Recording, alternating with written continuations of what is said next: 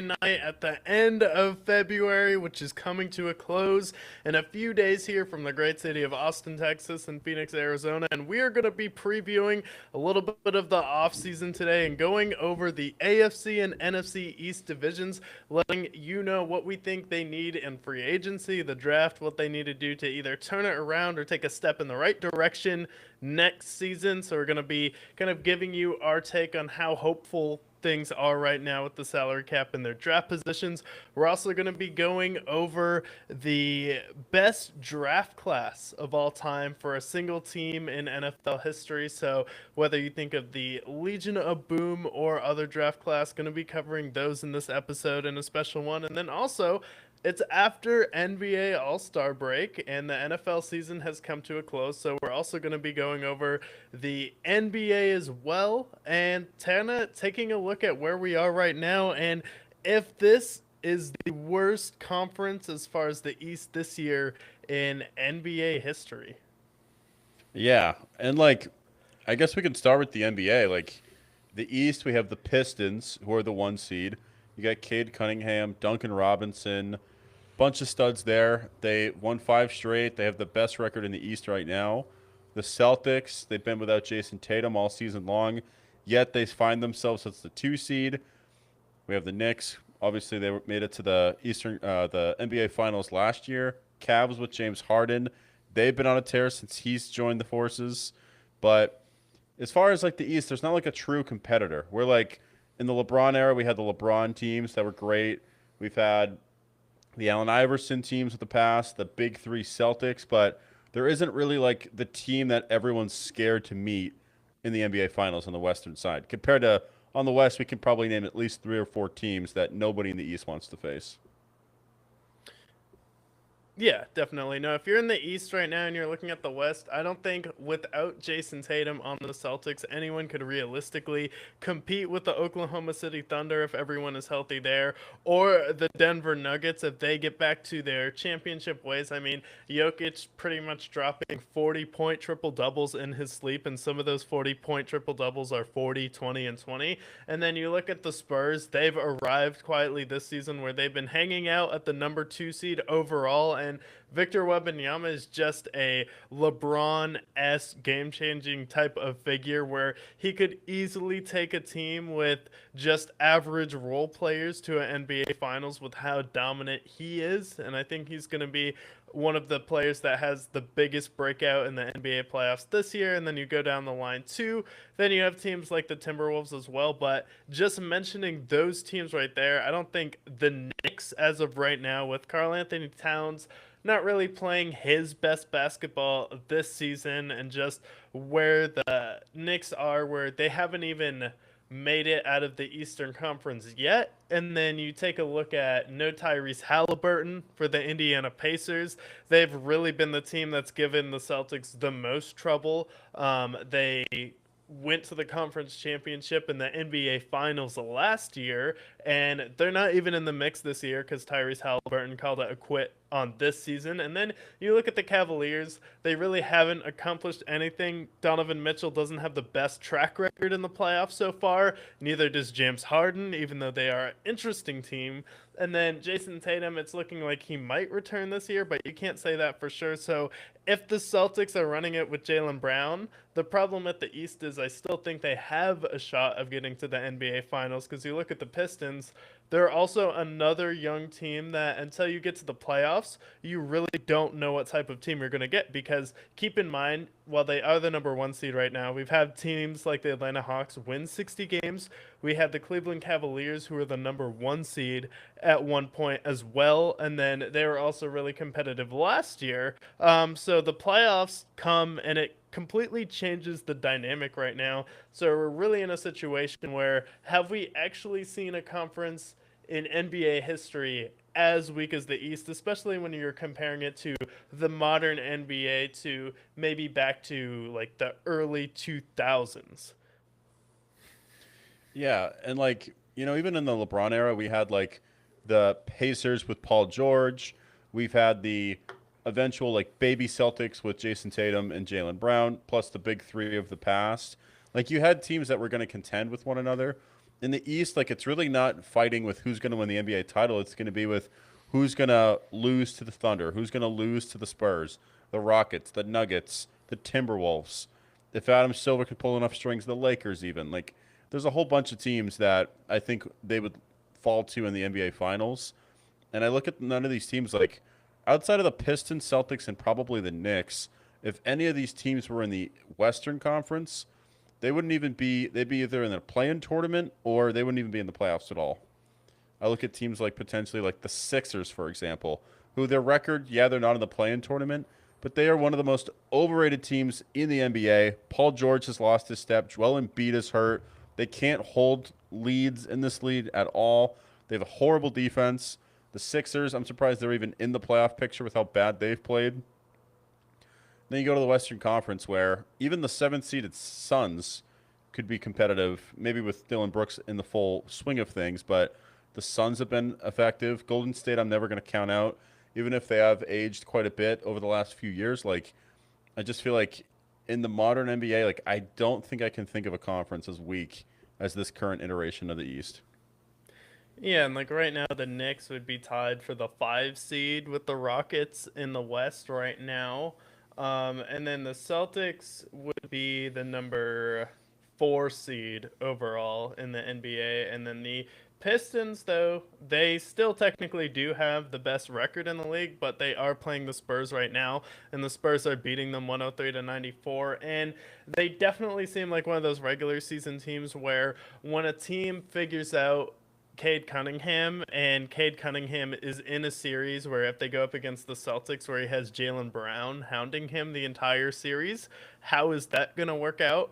And really, when you look at the East, you have to compare it to other eras where there isn't one super team you can point to, and kind of the years in the East where that has happened, and that was really only from 2000 to 2007, where you have LeBron James get drafted in 2007 and he gets to the finals versus the Spurs. So you have someone who's on a team, but it's really just role players. And then 2008, you have one of the first super teams, where the Big Three era really comes back with the Celtics in 2008. But before 2008, the only era you can really point this to is maybe like 2000 to 2003 when the Nets and the Pistons both got to the NBA Finals. And then you're looking at the Pistons getting there with virtually all defenders and Allen Iverson being the only offensive option for you. And then you're also looking at the Jason Kidd Nets. So you have to think about, would you rather have the Jalen Brunson Knicks, the Cade Cunningham Pistons, or the Allen Iverson Sixers, or the Jason Kidd Nets? And that's really what we're working with at this point, because keep in mind the Western Conference, after the Bulls won their last championship versus the Jazz in 98, it went Spurs winning it in 99. The Lakers won it in 2000 to 2002, and then the Spurs won it again against the Nets in 2003. And then so you have from 99 all the way until 2003 the Western Conference winning it. Then the Pistons win it, and then you also have the Miami Heat in 2006 with Dwayne Wade and Shaquille O'Neal when they defeated the Dallas Mavericks 4-2 there. But in that 2000 to like 2004 stretch, we're really looking at just Jason Kidd and Allen Iverson carrying an entire conference. Yeah, and I looked at the 2001 Sixers, who won 56 games. They had Larry Brown as their coach. You have Allen Iverson, who's obviously a superstar at this time, but then you have guys like Tony Kukoc, who by then had already won rings with the Bulls and that three-peat. You have old Dikembe Mutombo. You have old Theo Radcliffe at that point. And then outside of that, Rajay Bell, who was like a fine player, but nothing great for them. And that's why they lost in 5 to the Lakers. And then you have the Nets, and that Nets team has Jason Kidd, again Dikembe Mutombo, Kenyon Martin of the world, Richard Jefferson. Like, there's players who are like good players, good 2K players, but this Nets team won 49 games, and they faced off against the Spurs in that division, who won 60 games. and the team that was Yeah. at the peak of their powers, who just got through a battle with the Lakers, the Suns, and the Mavericks. So even the teams that did make it just weren't even close to those dynasty Spurs or those Lakers.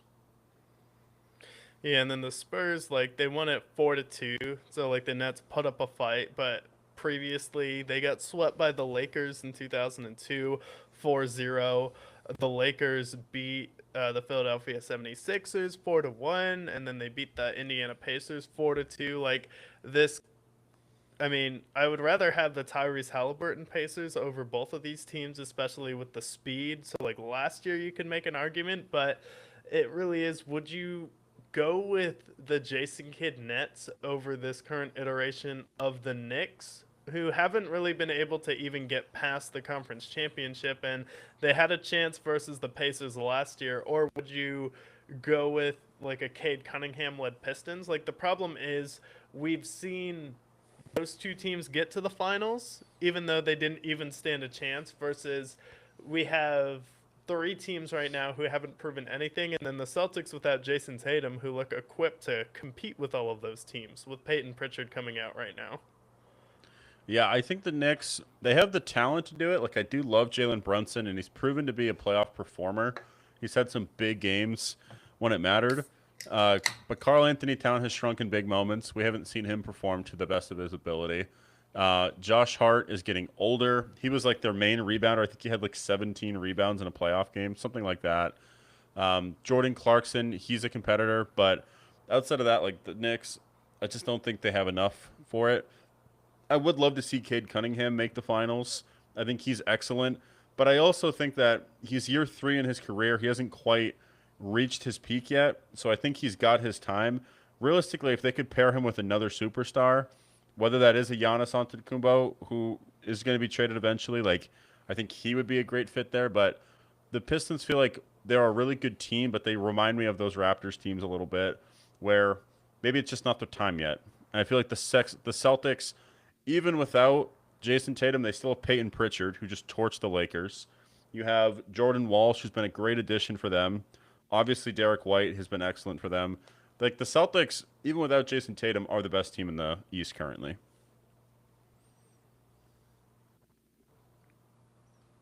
Yeah, because like you look at the supporting cast for Cade Cunningham, and you don't necessarily know if they're going to show up, especially Jalen Duren. He's still a very young player, so there's just a lot you don't know. But even with that, they've only lost 13 games this regular season. And you look at 2003, the Pistons were the number one seed in the East, and they won 50 games. They went 50-32. The number two seed was the Nets at 49-33. Then in 2002, you have the Nets again, who were 52-30. So I guess that's a 2-game improvement. And then you have the Pistons, who go 50-32, but still no like real juggernaut team that's really gonna go out there and like compete with everyone. Like there's a reason it's called a Jason Kidd triple double, because he was only out there getting 10, 11, and 12. And then you go to 2001 as well. So this is like back to back years a team can't get over 55 wins. Well, I'm looking at that same thing. Like I'm looking at the 02, 03 teams. Like the best team at that time was the Pistons with Chauncey Billups and Rip Hamilton, all those guys. And then I look at the West, where you had the Spurs, who won 60 games. This was the Kings with Mike Bibby, Chris Webber, PJ Stojakovic. They won 60 games. The Mavericks, they won 60 games. So 3 teams in the West won 60 games. And then on top of that, the best team would have been the 6th seed in the East. Because I look at the Lakers won 50 games that year. That was the last real year with Shaq and Kobe. We had the Trailblazers with, I believe, Scottie Pippen with those guys. The T-Wolves, where they had Marbury and Kevin Garnett. So, like, had they, even if the Pistons were in the West that year, they would have been the 6th seed, which is just absurd. Yeah. And then if we just keep that going, 2004, it gets even crazier. They won 60 games, and then the West, they had all these other teams that I mentioned. Yeah, and I looked from 2003 back to 2000. The highest seed of all time had 56 wins for the number one seed, where you have all these teams in the West winning 60 games, where the most of team one was 56 games. So we can kind of point to like some teams right now where the Celtics are on pace for more than 50 wins. They only have 19 losses. The Pistons only have 13 losses. So we'll at least have better records overall. So like as a whole, the conference is better, even though some of these teams are improving, and you kind of have the East in a weird transitionary era where I feel like this season, sure, like the Bucks are off with Giannis. You have Tyrese Halliburton and Jason Tatum hurt, but even if Tatum doesn't come back, I feel like this year, like overall, the records are still better than what the teams were in the early 2000s East, where you're at least going to have more teams with at least 50 wins, where it would be the top two seeds and then everyone else was at like 49, 48, maybe even 42 wins. I mean, the fact that the Cavaliers made it in '07, the fact that the number 2 player for LeBron was Mo Williams and Zrudas Ilgauskas, like that's a point of the East and how weak it was at that time. You had like the Raptors with like Vince Carter and those teams who could never win more than 50 games.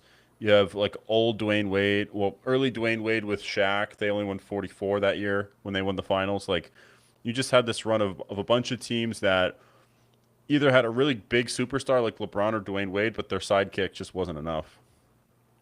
Yeah, no, it's definitely not enough, especially going up against the Cavs. Like when he was young and he could play for 48 minutes and be one of the best players in the world at that time and a top five player for you. So I definitely think it is bad this year. However, just the way and the style of basketball is played right now, I don't think it's going to be quite as bad as what the East was from 2002, 2004. Because think about the most exciting player in the East being Jason Kidd, and then Allen Iverson as well, who is basically like a taller Isaiah Thomas when he almost was MVP for the Celtics.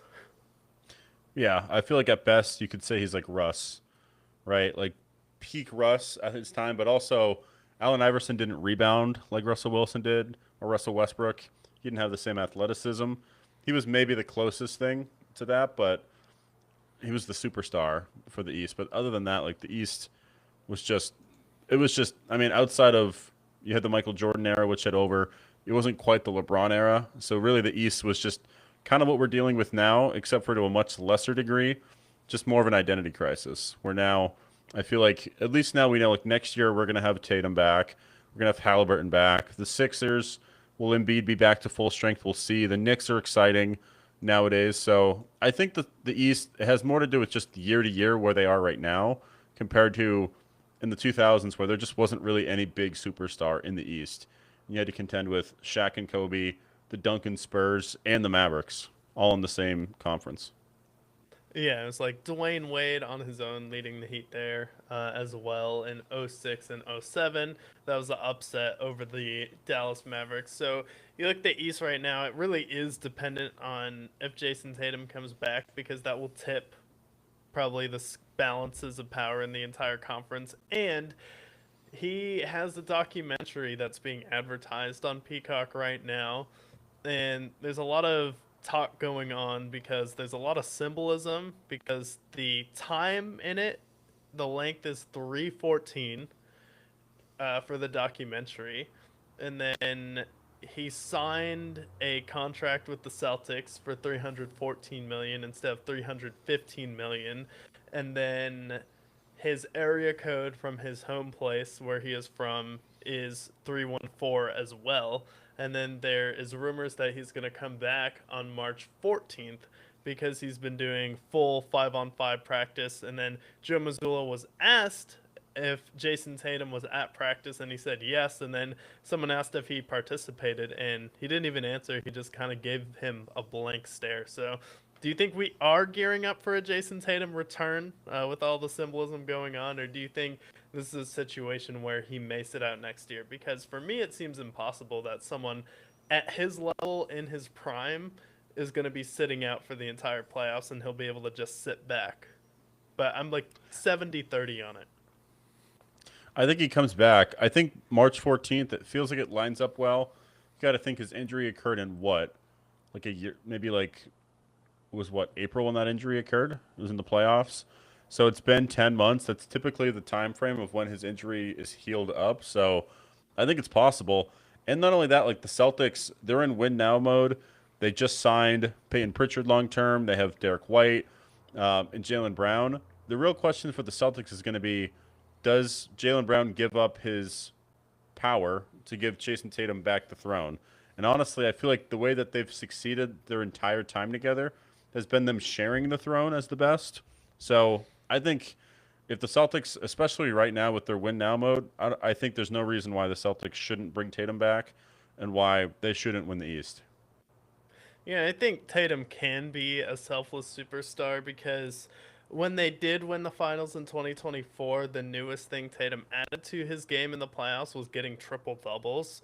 I was at the game versus Miami where he had his first career triple double, and it was in the playoffs. And then he went on and had multiple games in that playoff run with 10 plus assists. And I think the fact that Jaylen Brown has taken it to this level all season long, where he definitely looks like someone who's dealing with the injury in the playoffs last year. So Jason Tatum doesn't even need to be the second or the third option because you have Pritchard or Derek White, who on any given night can be your number two, and then Jaylen Brown will be the de facto number one, and then Tatum can kind of just find his way back into the flow where maybe Joe Mazzulla even brings him off the bench to start, where you have him be your sixth man or seventh man, where him and Pritchard will come in just to ease him back minutes wise. And then if he's just a guy who comes in, only plays 25 minutes to start in the regular season, gives you about 18 points, and then if he can get back to what he was defensively, I think he's definitely going to be a contributor, and I think it takes the pressure off of him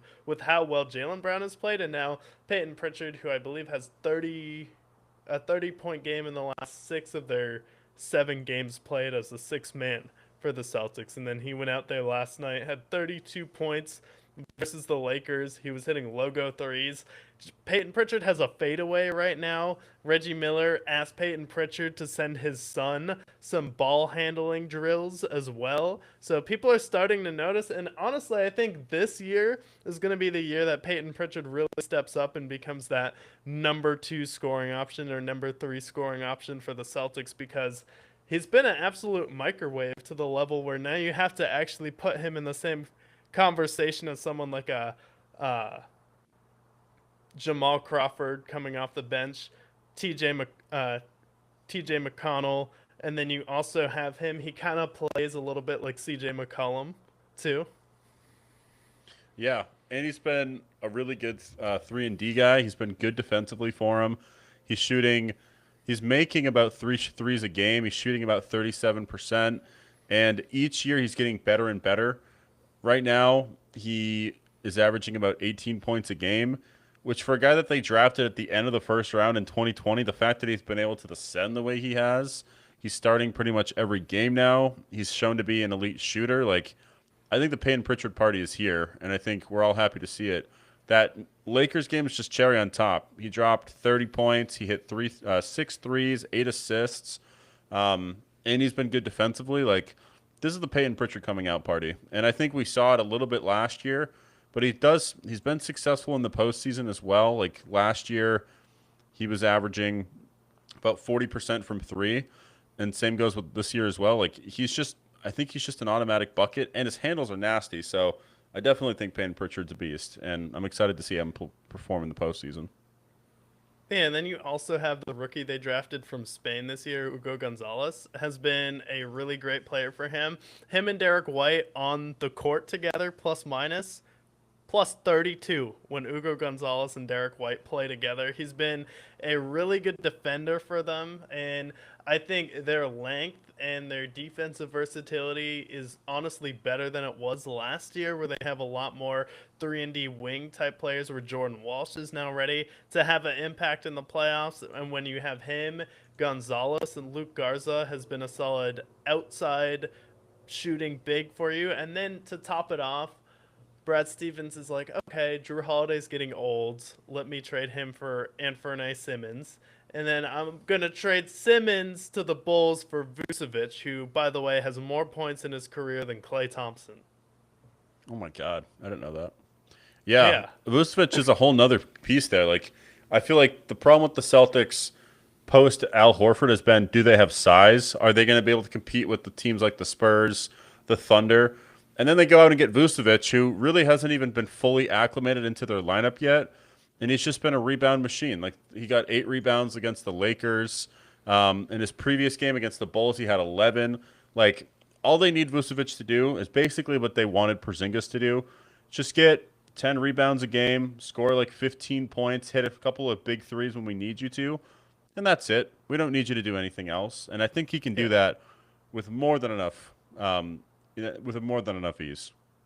Yeah, just get like 15 points, 11 rebounds each game. And then Luke Garza's been good for them. Keita has also been a solid starter for them all year long. And then Brad Stevens and Joe Mazzulla just have a system where Joe Mazzulla like now is in the running for Coach of the Year. And honestly, if we're talking about MVP, I know Cade Cunningham and the Pistons are playing really well, and I know Cade Cunningham has the #1 seed, but I think Jaylen Brown is at the point in his career where he's just been at it so long that don't you feel like it's time to give Jaylen Brown an MVP? Yeah. Because that's how we hand out awards nowadays in sports, right? So I think it's just, it's a accomplishment for his career. He's been to the finals a bunch of times, been with the Celtics teams a while. So let's go ahead and give Jaylen Brown the MVP because we don't know when he could win one again. Am I right? Yeah, let's go the Matt Stafford approach. I mean, he is averaging 30 points a game. He's got 7 assists a game. Like, he's a beast. Like, I don't know. He's been in the league a long time. And, how much more good years does he have? We got to give it to him while he can. All jokes aside, though, like, he should absolutely be in the MVP conversation, especially with how the Celtics have been without Jason Tatum. He stepped up. Like, all jokes aside, like, Jaylen Brown should be in the MVP conversation.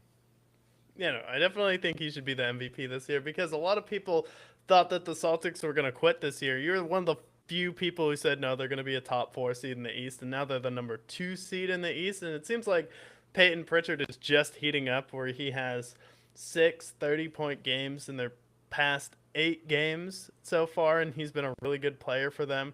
Derek White is always there, so I definitely think like Jaylen Brown keeping the Celtics together and this competitive, like, it's definitely a coach thing right now because a lot of people are like, oh, Joe Mazzulla just has a lot of talent. Like, no. Like, they know how to develop talent, and they're proving that they can be one of the organizations that can really bring in some of these players long term and develop them. You look at what they did with Sam Hauser. Jordan Walsh has been around a few years now, and they're bringing these guys along. I think what you got to applaud the Celtics for is, like, the same thing that we would credit the Spurs for back in the 2000s is, like, they keep drafting in like the 20 round picks, right? And those are easily the hardest picks to draft. In that time, they've drafted players like Robert Williams, who they flipped for Derek White. They drafted guys like Jordan Walsh. And I'll look at Jordan Walsh, I believe, was like the 30th pick in the draft. He was the second round pick, and he succeeded for them. You have Sam Hauser, Luke Cornett, who's balling with the Spurs now. And those are just a few examples. Just those 3 players alone have been studs for them. Peyton Pritchard, like I mentioned. They have Hugo Gonzalez, who was drafted, and I believe the second round, pick draft round 28th. So, like, all of these guys are like picks 26 and beyond, and they've been studs, been role players that they can pay for nothing, which is why they can go out and afford guys like Vucevic, guys like Derek White, why they can pay Jaylen Brown the most money in NBA history. Like, it's because they can draft guys like these. They can just pick up off the bench and immediately play. Yeah, it's like a combination of, at this point, just draft the foreigner or someone who's been in college for a little bit. Because, like, Luke Garza or Hugo Gonzalez they get from Spain. And then also, if Brad Stevens calls you, why are you picking up the phone at this point? Like, if he calls me and he's like, hey, I want to float around the possibility of trading you Derek White, your first reaction should be, what's wrong with him? Yeah. Yeah, at this point, like, he's been on such a hot streak of trades between the Derek White trade, between the Vucevic trade, all of these different trades that he's been able to get. Anthony Cinnamons for basically Drew Holiday. Like, he's been on such a generational run that If he picks up the phone, I'm hanging up. I'm like, no, you're just gonna screw me over like everybody else. But it isn't like the Danny Ainge era where Danny Ainge was like hoarding draft picks. Like he doesn't care. He'll give you a first round pick. He'll give you a second round pick. He'll give you a guy that you think is valuable. Then as soon as he enters your team, he falls off a cliff. So like the generational run needs to be studied. Yeah, no, definitely needs to be studied. But yeah, that's kind of where the Eastern Conference is this year. It's similar to those early 2000s Eastern Conferences, but there's probably some more interesting teams, I would say, this year, especially if Tatum comes back. And then anything that surprises you to wrap it up when you look at the standings? What surprises me is that the Sixers are the sixth seed because every time I watch the Sixers play, they are in a competitive game in the third quarter, and then the fourth quarter they're getting blown out. But yet somehow, some way, they're not in the play-in tournament. When I see a team like the Hornets, who have been on fire since the All-Star break, I see a team like the Magic, who maybe isn't the sexiest team on paper, but they have a lot of really good players. Yet the Sixers see themselves as the sixth seed, despite the fact that they are the most average team I've ever seen in my life. Paul George is old. Joel Embiid never plays. Really, the highlight of that team is Tyrese Maxey and BJ Hedgecomb, the rookie player that they got. Other than that, like the Sixers at the sixth seed, they're going to end up facing the Knicks, and the Knicks are going to obliterate them in four. Not even close. Like the Sixers are, of all the teams in the East, that's the team that I'm surprised is as high as they are. Yeah, yeah, definitely in the East. Looking at the West, though, I'm honestly surprised that the Spurs are only 2 games back from the Oklahoma City Thunder. They're on an 8-game win streak and they're 40-16. Thunder are 44-14 right now, so there's a possibility if the Thunder rest starters that they could sneak into that number 1 seed, and that would set up Thunder and Nuggets in the second round because you don't want to be in that 2 or the 3 seed because it essentially lock in that you're going to be playing the Nuggets in the second round, which you definitely don't want to deal with Jokic then, because it either be that or if you're the number 1 seed, you would play probably the Rockets or the Lakers or the Timberwolves at this point. And I think whoever's the 1 seed will be either of those teams if it's the Spurs or the Thunder. But if you go up against the Nuggets, you're not safe. So I like think what's that going to number 1 happen, seed's really important. I think with the way the Spurs are playing, the Spurs are going to jump to the 1 seed, and then in the semifinals, we're going to see the Nuggets and Spurs, or no, Nuggets and Thunder face off again. And this time, I think the Nuggets take the edge. If I had to guess early on, we're going to see Spurs and Rockets and Thunder and Nuggets. I don't think the Lakers have what it takes to win a playoff series right now. They've been really bad. LeBron needs to leave the Lakers, and the Lakers need to get rid of LeBron. The T-Wolves, they're a team that seems to be more of a second half team, and I think they can make a run, but how far can Anthony Edwards take them? We'll see. But I think I see the Spurs as the 1 seed, and then I do think we're going to see a collision course with the Thunder and Nuggets in the semifinals. And at this point, I would take the Nuggets over the Thunder, especially with how the Thunder's been banged up of late. Yeah, they've been a little bit banged up. Jokic is just, it's time for him to win again. They got a lot of good role players in the offseason as well. And then, they traded Michael Porter. He's now on the second worst team in the NBA. With the Brooklyn Nets, the only team worse is the Kings record-wise, and the Pacers have more losses in the bottom of the East. But yeah, it'll be an interesting finish. We'll definitely do a deeper dive on the West probably next week. But the NFL offseason is approaching here, and we're going to preview the offseason and essentially heading into next season, a little bit of draft picks, how this team is suited, and salary cap wise. So we're going to be going over the East, starting out in the AFC. Might as well start out with the Buffalo Bills, who they are technically negative $16 million in cap space right now, but they can do a few easy maneuvers like getting rid of Curtis Samuel and probably moving on from Dawson Knox this year to get themselves out of cap hell. And then at this point, you're really looking at probably trying to draft some help for Josh Allen, going after Tyreek Hill or an older receiver like Mike Evans to fill in that wide receiver spot. And then you're probably also looking at drafting a edge rusher as well. So at this point, it's going to be what is most important to you. Is it going to be wide receiver help to go along with Khalil Shakir, or is it going to be drafting an edge rusher to potentially replace someone like Joey Bosa, who looks like he might just be chasing the most money possible for the rest of his career now, who had an impact for you? Honestly, the biggest problem with the Bills this past postseason was the fact that they didn't have any wide receivers get any separation. I like Khalil Shakir, but if he's your second receiver, I like him a lot more. If I'm them, I give a call to Tyreek Hill. Whether or not Tyreek Hill wants to play for you is the biggest question, but Tyreek Hill would fit into Buffalo perfectly, and we can see how good he's going to be with Josh Allen. I think he would be just fine. So I would plug in him. I would give a call to Mike Evans. Can you afford him? I think you try your best. On the defensive side, like you still have Matt Milano, you still have Tre'Davious White, you still have Shaq Thompson, Ed Oliver. Like you still have some fine players on your defense. And honestly, I think with new personnel, new coaching, that defense can be played up to back to what it used to be.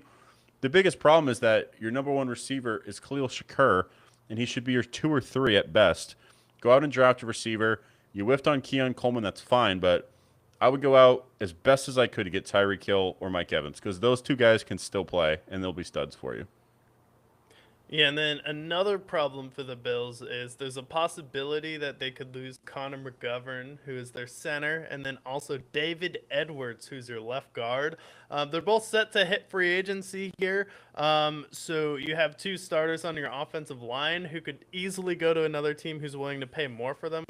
You don't necessarily have the most cap space in the world, so if you're Buffalo, that's another option like that could be in your mind as far as the draft. So that could force you to prioritize the offensive line instead of a wide receiver if you lose either of those players. And then also, Dalton Kincaid, you have to decide whether or not you want to pick up his 5th-year option this year or if you're going to work on an extension for him. And Dalton Kincaid felt like at the end of the Jaguars game and the Denver game, he came up big for the Buffalo Bills. Sure, has he been a little bit inconsistent in the regular season? Yes. It's just going to be, I feel like for him, he's the type of player you want to let him test free agency, have him come back with the best offer, and then see if you want to match it or not.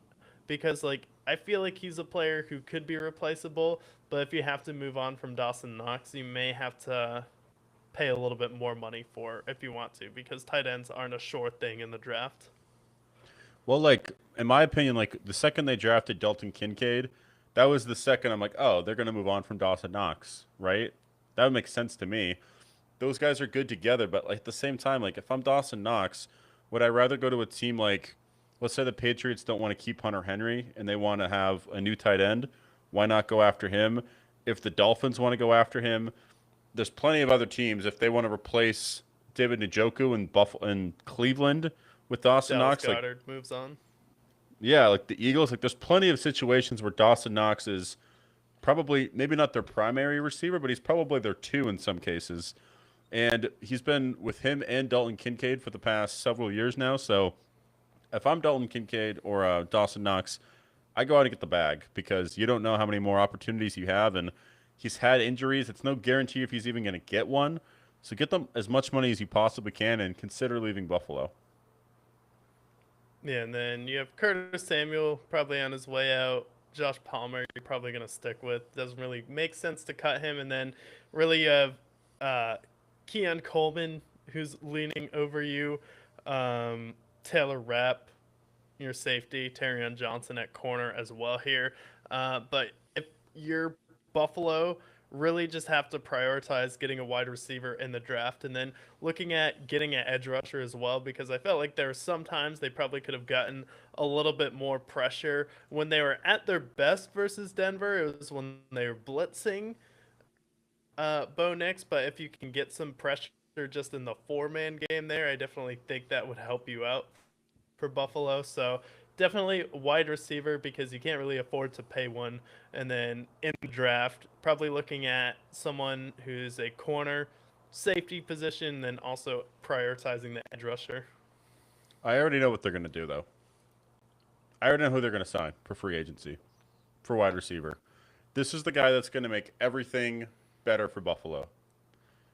and that guy's name is DeAndre Hopkins. They're going to sign him because 5 years ago he was really, really good. And they looked at Brandon Cooks and all the production that he did, and they thought, wow, if we can get him and DeAndre Hopkins, what magic can they do? No disrespect to DeAndre Hopkins, but they can't afford Tyreek or Mike Evans or Christian Kirk.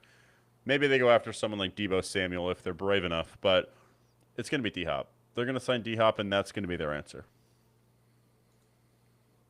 And then edge rushers, maybe it's Leonard Floyd. Be someone waiting they for a give call. contract as well. Yeah. Or they'll call up Leonard Floyd. Minimal cap space too. Like, you're gonna be working with like your negative 16 million right now. When you cut Dawson Knox, you'll pretty much be in the green when you move on from him and Curtis Samuel. Then you're not really gonna be able to pay Joey Bosa. You could have your center and one of your guards leaving as well. So Buffalo, they're gonna have to do a lot of gymnastics this year. So unless they hit on their draft, there's not really gonna be much of an improvement for Buffalo unless they have one of those stellar, like, wow drafts. Because, like, say they go out there and get Tyreek Hill, okay, what is that going to matter if he does the exact same thing that he did this year, where he looked a little bit older, looks like he's lost a step a little bit, and then he got injured as well.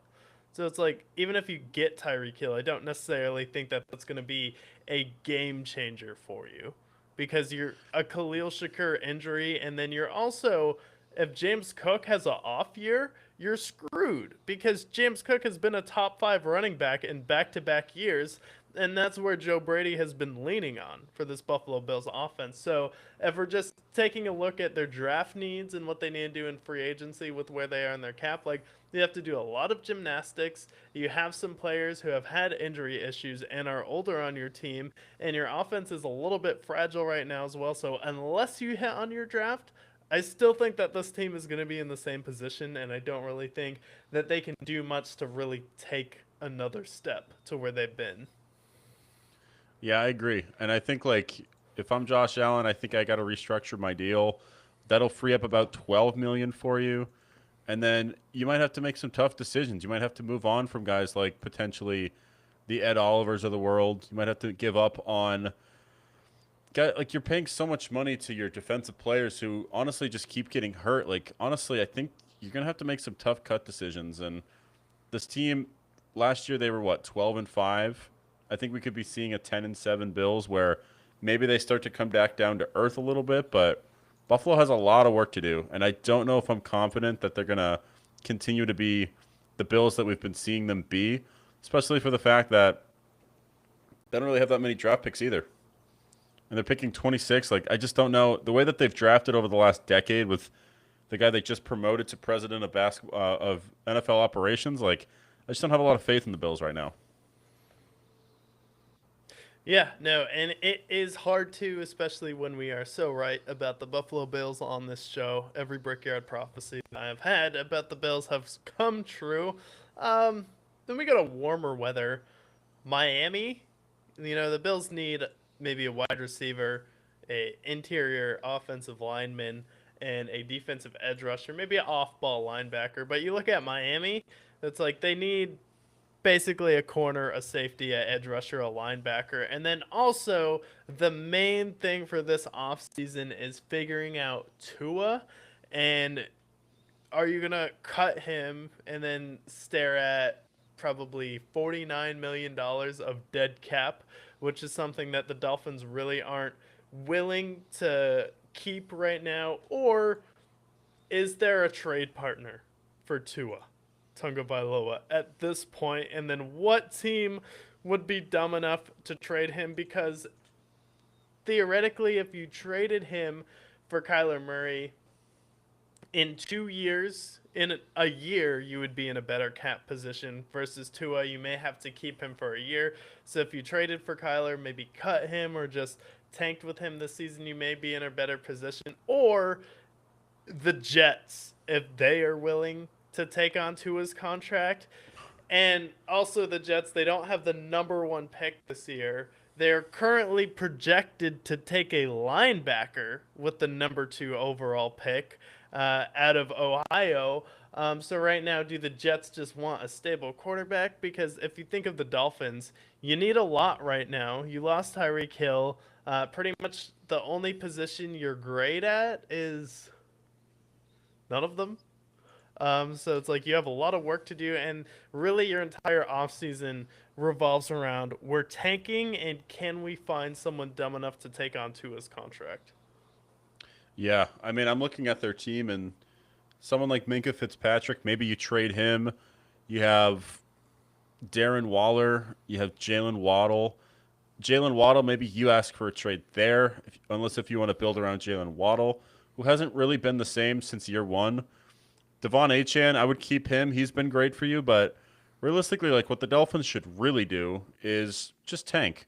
Give up on Tua, start Quinn, start Zach Wilson if you want, but ultimately trade the priority should be trading Tua away from your team. Because even after you trade him, you're still going to have a massive cap hit regardless of that. If they can eat some of the money, fantastic. But despite that, like even if you trade Tua, you're really only saving yourself, give or take, like you could save yourself about 42 million if you trade him, which is going to help your cap space immediately if someone's going to eat all that contract. But the chances are that someone's going to do that is minimal, especially with the fact like who in there, like if we just go through each team in the AFC, right? Cleveland doesn't want him. They can't afford him. The Jets don't want him. The Titans don't need him. Nobody in the AFC West wants him. NFC West, like maybe the Cardinals give you a call, maybe if you're lucky. And then other than that, like the Falcons, I doubt they want him. The Vikings, maybe. Like I just don't know how many suitors they're going to have, especially with that contract. Like I just don't see anybody wanting Tua. Yeah, this is an article I have that was written by, the great Adam Scheffner. And he says this is for suitors for Tua and Kyler Murray. It's most of those teams you just mentioned. It's the Jets, it's the Falcons, it's the Browns, and the Steelers, and the Minnesota Vikings. And if I'm any of those teams, I don't want to take on Tua's contract, and I don't want to take on Kyler Murray's contract. So you have two teams kind of in a situation where if the Dolphins cut Tua before June 1st, it would be the largest dead cap in NFL history at $99.9 million. If they do it after June 1st and designate it then, they would be able to spread that out over 2 years, which you also don't want to do. But you're also relying on the Jets either wanting to trade for Tua or Kyler Murray. And maybe the Jets go out there and take a chance on quarterback. But, I mean, like, the Jets are also in a position where you look at them and they need a guy everywhere. They need a lot of help. And they might just take the best defender possible because they need help on defensive as well. They need help at wide receiver, and the Dolphins also need help everywhere. So it's like, ask me this. In New York, right? What is it pretty frequently in New York from November to April? What is it normally? Temperature at? Would you deem it like warm or cold? Probably cold, right? Yeah. So like for Tua, in warm games he averages about 30 points a game. In cold weather games he averages about 16 degrees. There's like certain philosophies that like even the dumbest organization has to think is just not a good move for my football team. One, a guy who is notoriously bad in the cold, a guy who is 0-5 in sub 40 degree temperatures, 1-7 in 45 degrees or colder. That's your guy that you're going to rely on. Secondly, if a team in your own division doesn't want you, it probably is because you suck. And the fact that they're going to trade you in division, that means that they don't think that you're good enough to be on their team, and you're not concerned with that you going to that other team and making their life miserable. That's why, like, and Joe Flacco actually proved them wrong. The Browns traded away Joe Flacco. It didn't matter. I can think of a million other examples in other sports. Red Sox traded Alex Verdugo to the Yankees. He did nothing for the Yankees. Like, Tua going to the Jets is a nightmare for the Jets, and it's a nightmare for Tua. Their contracts are worse. Tua's bad in the cold, and it's going to be cold in East Rutherford as early as probably October. So you're going to have 1 month of good Tua football, and you're going to pray that you're away for the rest of the games. Other than that, like, you're begging for it to be a disaster with Tua. and Tua's career is going to be over if he goes to the Jets. Yeah. I mean, I feel like it already is kind of over at this point. But yeah, like for the Dolphins, for this offseason, you have to trade Tua, and really don't think there's a market for him. And I don't think there's actually a market for Kyler Murray either. Like, who looks at Kyler Murray is like, yeah, I want to trade for him? Because I don't think the Falcons are in a position where they're necessarily taking. And I think the Vikings would rather have a cheaper cap with JJ McCarthy at this point and at least see what they have with him. The Vikings would probably opt to rather pay someone like Malik Willis a contract and bring him in as their starting quarterback than have Tua or Kyler Murray.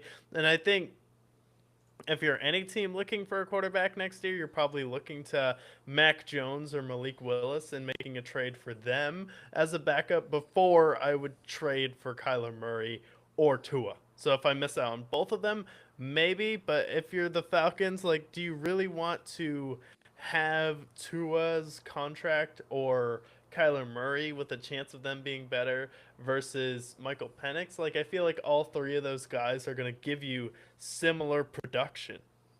And then Yeah. Michael Penix is also just cheaper, so you can get better free agents. See what the Falcons can do that makes it a little more compelling is the fact that they can trade Kirk Cousins for Tua. That's the only thing I can think of. But yet again, I'm going to look at the Falcons. If they can just cut him, that's going to save even more money. But, like, the only person I can think of is, like, Kirk Cousins. If they cut him pre-July 1st, I think they'll save, like, $10 million. Or if they can trade him, that'll free up some money. But you're just getting another bad contract. The difference is that Kirk Cousins is, like, 37 and Tua is, like, 29. So maybe that makes sense there. And then for, like, Kyler, I don't want this to happen for him because Kyler, I'll always have a soft spot for him, but he actually has done well in the cold. And for the Jets, what we have to think about is you have Aaron Glenn, who shouldn't be there. He should have definitely been fired. The only team in NFL history to not have an interception when your head coach was a corner. But I digress.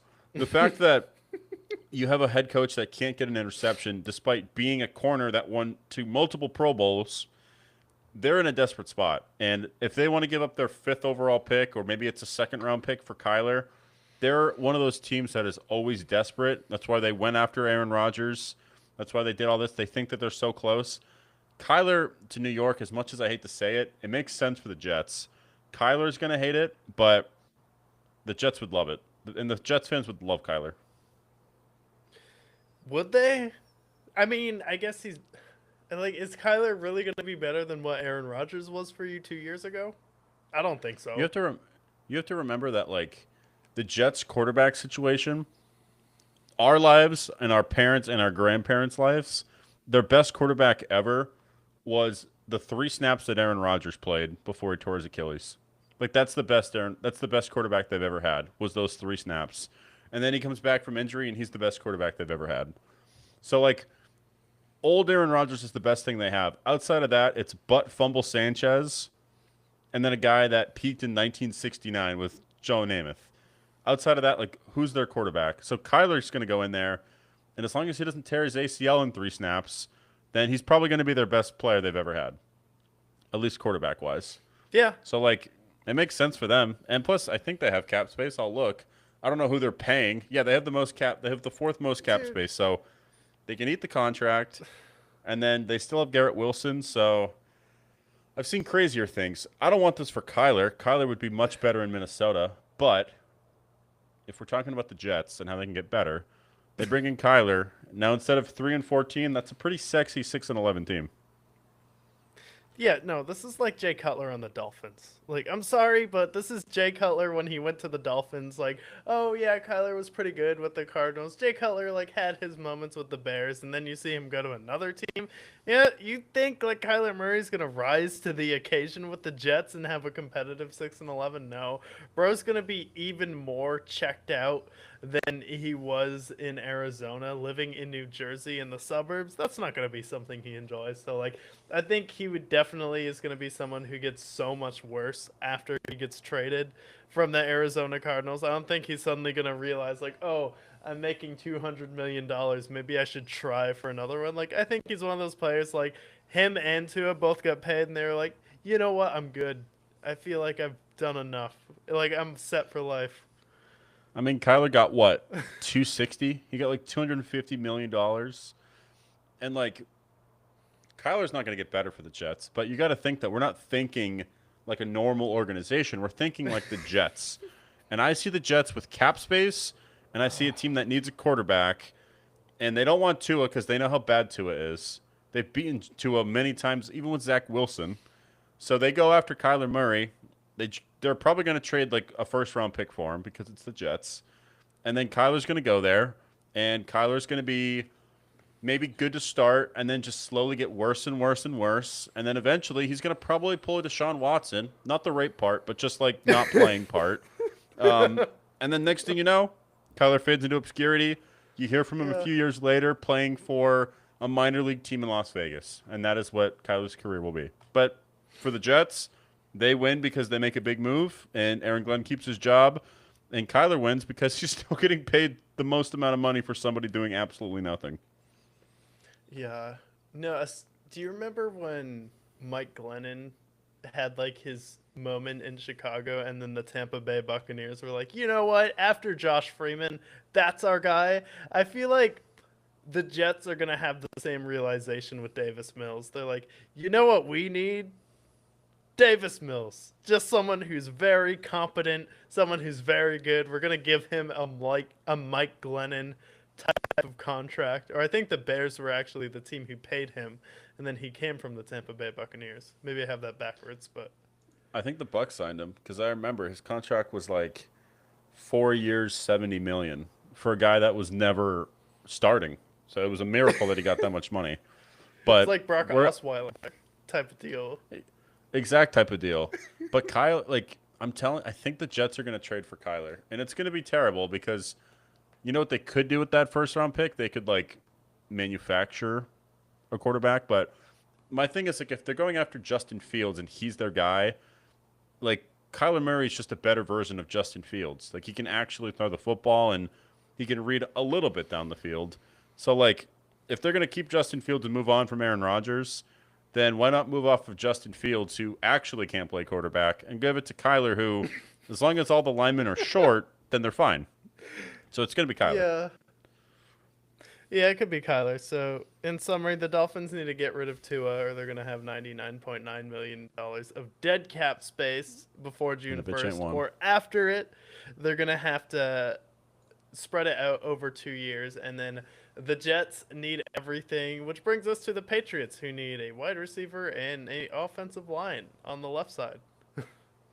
Yeah, and let me look at their free agents here. Who do they need to sign? I know they have the chance to bring back Stephon Diggs, or they could cut him. Austin Hooper is probably out the door. They just cut Antonio Gibson, so he's gone. Outside of that, there's not really any major free agents that they need to re-sign. They can re-sign Chasen if they want, but they can probably replace him. He's going to want $10+ million per year. So, like, free agency-wise, they don't need a lot of people to re-sign. And they do have a bunch of cap space. Let me look at their cap space. They are currently, like, 8th, if we look at them here. So, they already cut him. Could get better if they move on from Hunter Henry, too. Yeah. And so if they cut Stephon Diggs, that's going to free up another $20 million. They need a wide receiver. Like, we talked about Tyreek Hill. Patriots, Tyreek Hill, it makes a lot of sense. You've done the project before with Randy Moss, aging receiver. You did the same thing with Wes Welker. Like, aging receivers going to the Patriots, it's been successful in the past. I don't know if Tyreek Hill wants to go to New England, but that being said, you can give him the most amount of money he wants. Give him 1 year, $20 million, 2 years, 40, whatever it may be, and pay Tyreek Hill. You put Tyreek Hill on this team, their team looks a lot better. So maybe that's the move. Or Mike Evans. Mike Evans makes a lot of sense there too. I think neither of those guys, and I think the number one receiver that they should target in free agency and give him above market value would be Alec Pierce, because Alec Pierce has been the number one deep ball receiver in the league as far as the last year, and then the number one deep ball thrower as far as quarterback was Drake May. And Alec Pierce is someone who's still youthful, not going to have any injury concerns really, can make big catches. So I think if you're going to prioritize getting a really good wide receiver and you can't get one of the best wide receivers, I give Alec Pierce above market value and I bring him in to be my deep ball guy along with Drake May. He's a free agent with the Colts right now. So if they let him walk, I think that is probably the best option for you. And then I think in the draft, you should go after the best tight end available, because not only will that help your blocking situation, but if you can get a tight end who's an explosive player, someone like Tucker Kraft, even a Cole Kmet type in the draft, I think that would help Drake May a lot, along with bringing in someone like Alec Pierce, and then you sign potentially like Christian Kirk. You bring in someone like David Njoku for the Patriots. Okwanu is an option. He's a free agent with Tennessee that you could bring in just to bolster your tight end room. And then you have to really look at the offensive line is an issue for you, but also edge rusher. Because in the playoffs, pressure was something that you struggled to get. You have some really good interior defensive players like Jordan Davis, that you had for you. You had a great free agent pickup last year as well. But really on defense, edge rusher is going to be the biggest thing for you. And then on offense, you have three key positions, which is going to be tackle, tight end, and wide receiver. And receiver, I think you should try and address in free agency and making a trade where I think you can draft a good enough tight end and tackle with Mike Vrabel. Yeah, and they had a good draft this past year.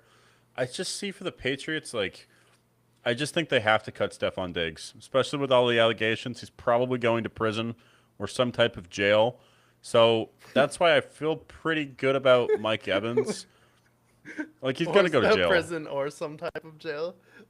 Yeah, most likely. He's going somewhere that's not in the day where there's daylight. So, like, if they cut him and they save $20 million, they could go out and get Mike Evans and go after someone if they really want to go all out. Get someone like Rashid Shaheed, who's available. Oh, now if they want to go all out, yeah. Yeah, like Rashid Shaheed, he's probably staying with the Seahawks if I were to guess. But like Mike Evans, I don't know why, but I see him in a Patriots uniform. Like, I don't know, maybe it's because Brady went to Tampa and like Mike Evans as a Patriot just makes sense, given the fact that they love signing old wide receivers. So that makes sense to me. I mean, they were the same team that signed Mohamed Sanu several years ago for a second-round pick. Like, they love these projects. The Patriots are the kings of old wide receiver projects. At the high end, they get 2007 Randy Moss. The low end, they get Mohamed Sanu. That is where, or they get Chad Johnson the last year of his career. But they love doing those projects. So, like, older, or better yet, Debo's available. He's another guy that they could do that with. But I think the guy, in order for them to sign a wide receiver, they need to be above 30. And Stephon Diggs was that last year. So why not go after someone who's even older in Mike Evans, who is coming off of a major injury?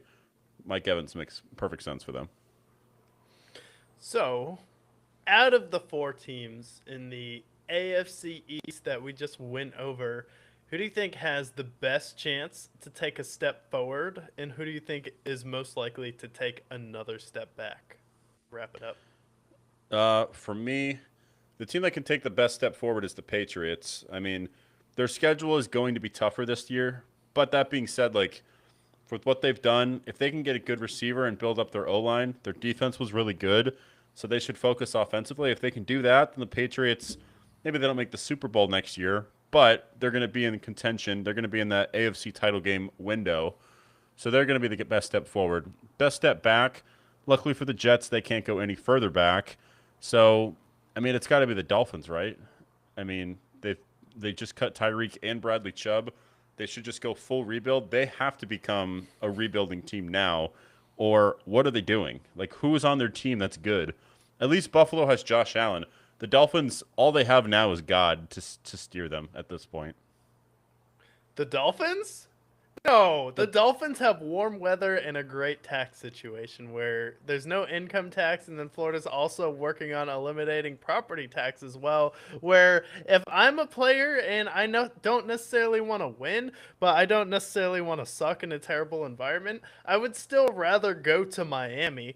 So I still think that the Dolphins aren't going to take as far of a step back as the Aaron Glenn Jets. I think the Aaron Glenn Jets, even though they have cap space, it's still going to be in the same vein as the Cleveland Brown teams with Hugh Jackson, where it's like, well, we were 1-15 last year. We definitely can't get worse from here, and they go 0-16. So I still think the Jets are going to take the farthest step back, and then I think the Patriots have the most room to improve because you mentioned they are still top 10 in cap. Drake May is still only in his second year.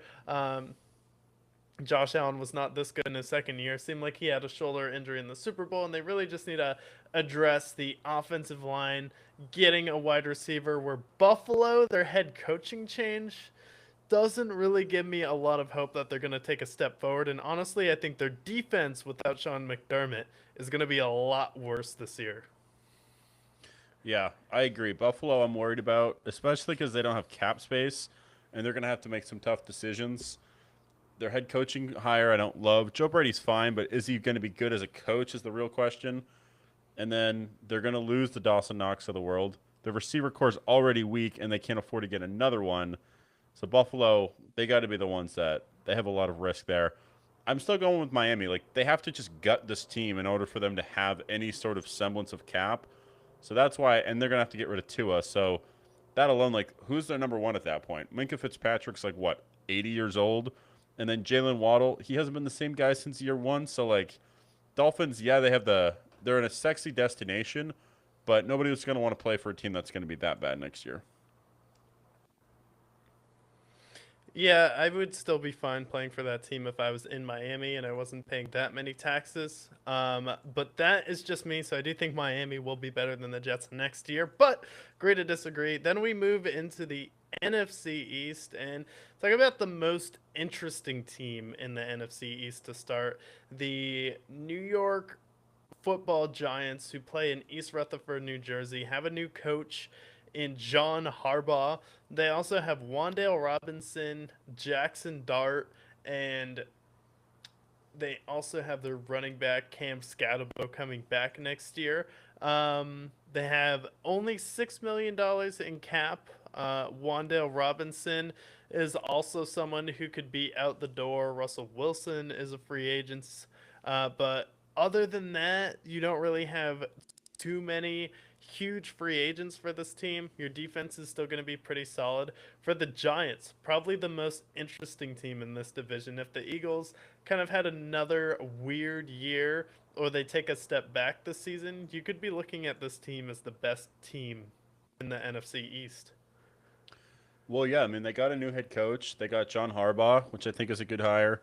Their cap space is not ideal, but that being said, like Jackson Dart and Cam Scatterby was a huge hit for you. Years before, you got Malik Neighbors, so like your offense has like some sort of identity there. Honestly, for them, like if they can draft or sign another good receiver, Wan'Dale Robinson and Darius Slayton are great, but maybe they can move on. See what you have in Jalen Hyatt, but for them, I also look in that free agency wide receiver position. I would go somebody cheaper. If you want somebody with veteran type abilities, like maybe you give a call to someone like a Khalif Raymond, someone who's not going to change the world, but maybe a good locker room presence there. If you want somebody who is at least going to be making it interesting, maybe you give a call to Jawan Jennings, who's going to be a free agent. Um, Oh, Jawan Jennings, yeah, he could be interesting. Or, I mean, better yet, there's Christian Kirk, who's not going to demand too much money.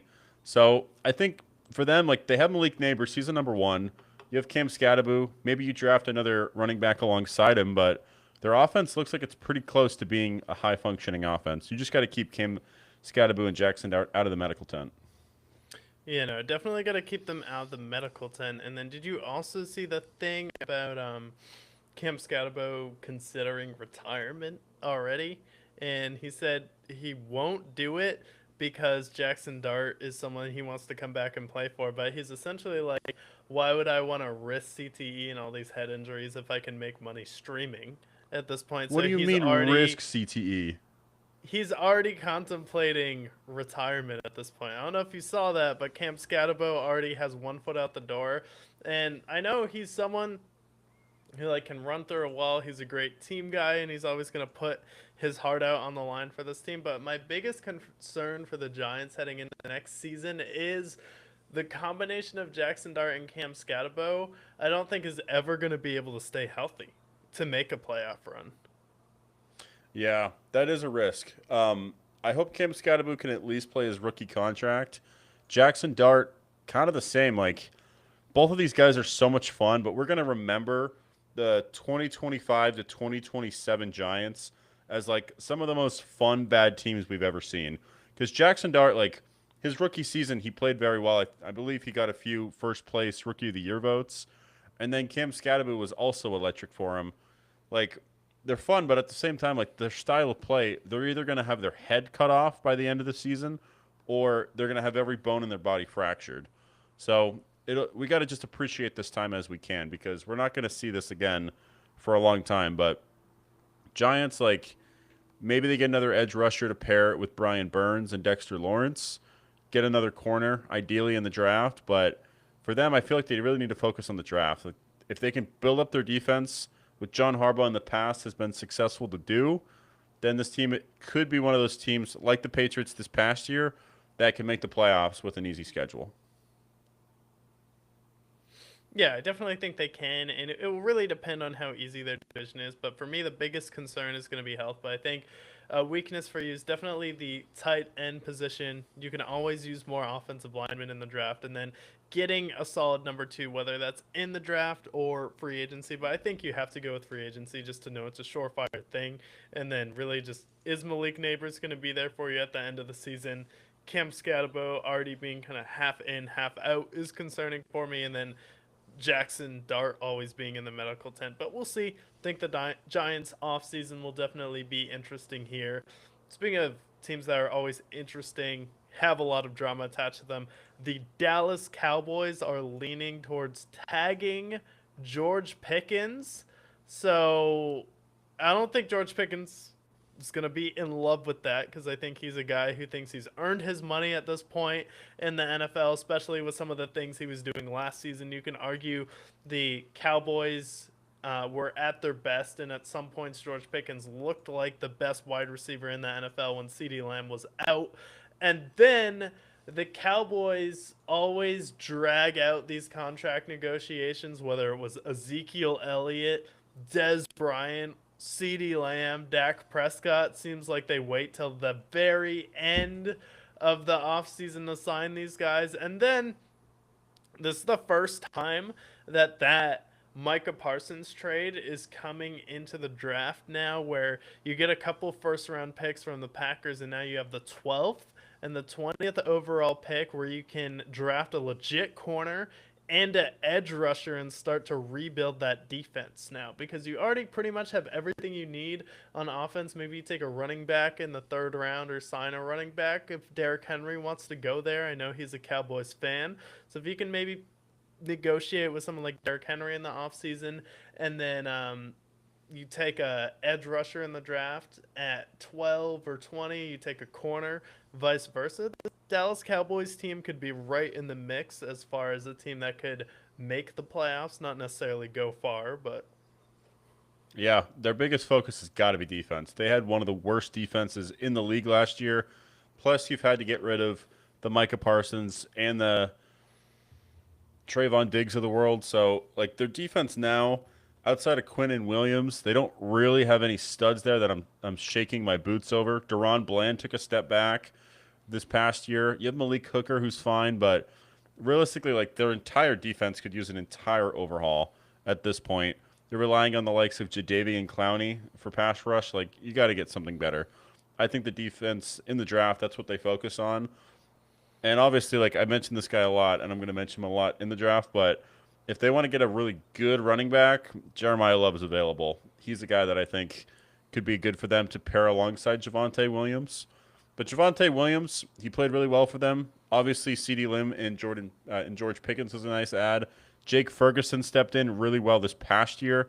He was really good for them, and their offensive line is still fine. Offensively, they don't need to make any big swings. Defensively, if their defense can go from 32nd to 16th, then this team can be 10-7 at this point. That should be their big area of focus. Is just making this defense competent.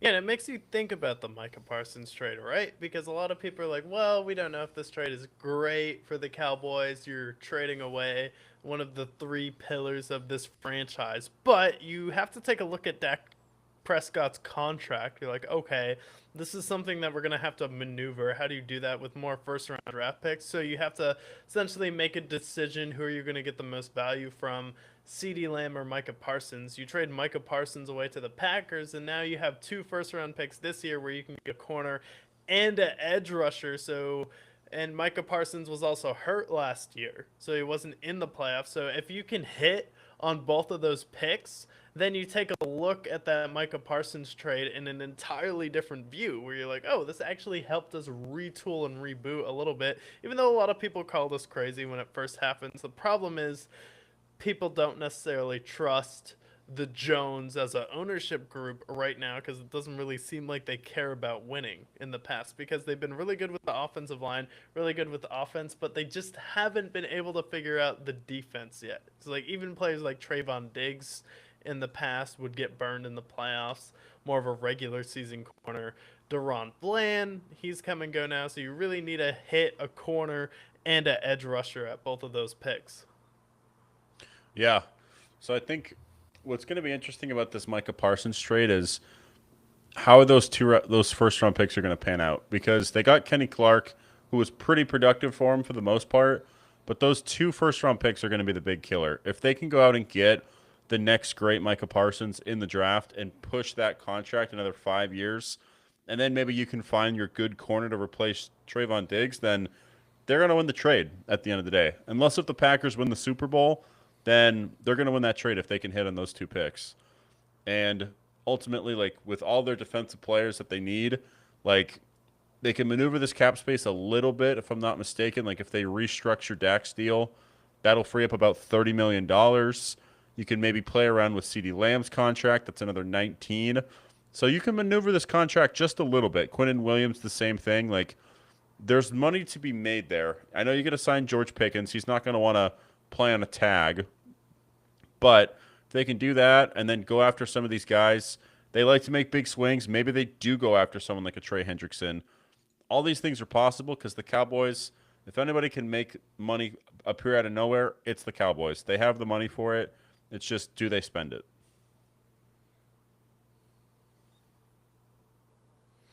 Yeah, so it'll be interesting to see what the Cowboys do next season, but definitely need a hit on a secondary position and edge rusher with those 12th and 20th draft picks. But I think they're in a pretty good position heading into the offseason where they might make the playoffs. And then the Commanders are a very tough team right now. They took a couple big swings and missed last offseason where they went out, got Laramie Tunzel. That was kind of a flop for them. Also going out trying to get Deebo Samuel, that missed for them. And then you look at their linebacker position, you're relying on Bobby Wagner. He is 36 years old and not going to be in his prime for too much longer. At the secondary position, you have Marshawn Lattimore, who tore his ACL in November. If you cut him, that could save you $18.5 million. And then you also had 7 defensive linemen who were over the age of 30 at the end of last season. So your defensive line is old at this point. And then it's really been Terry McLaurin or bust on offense. And then after that, you have like Luke McCaffrey, which is okay, I guess.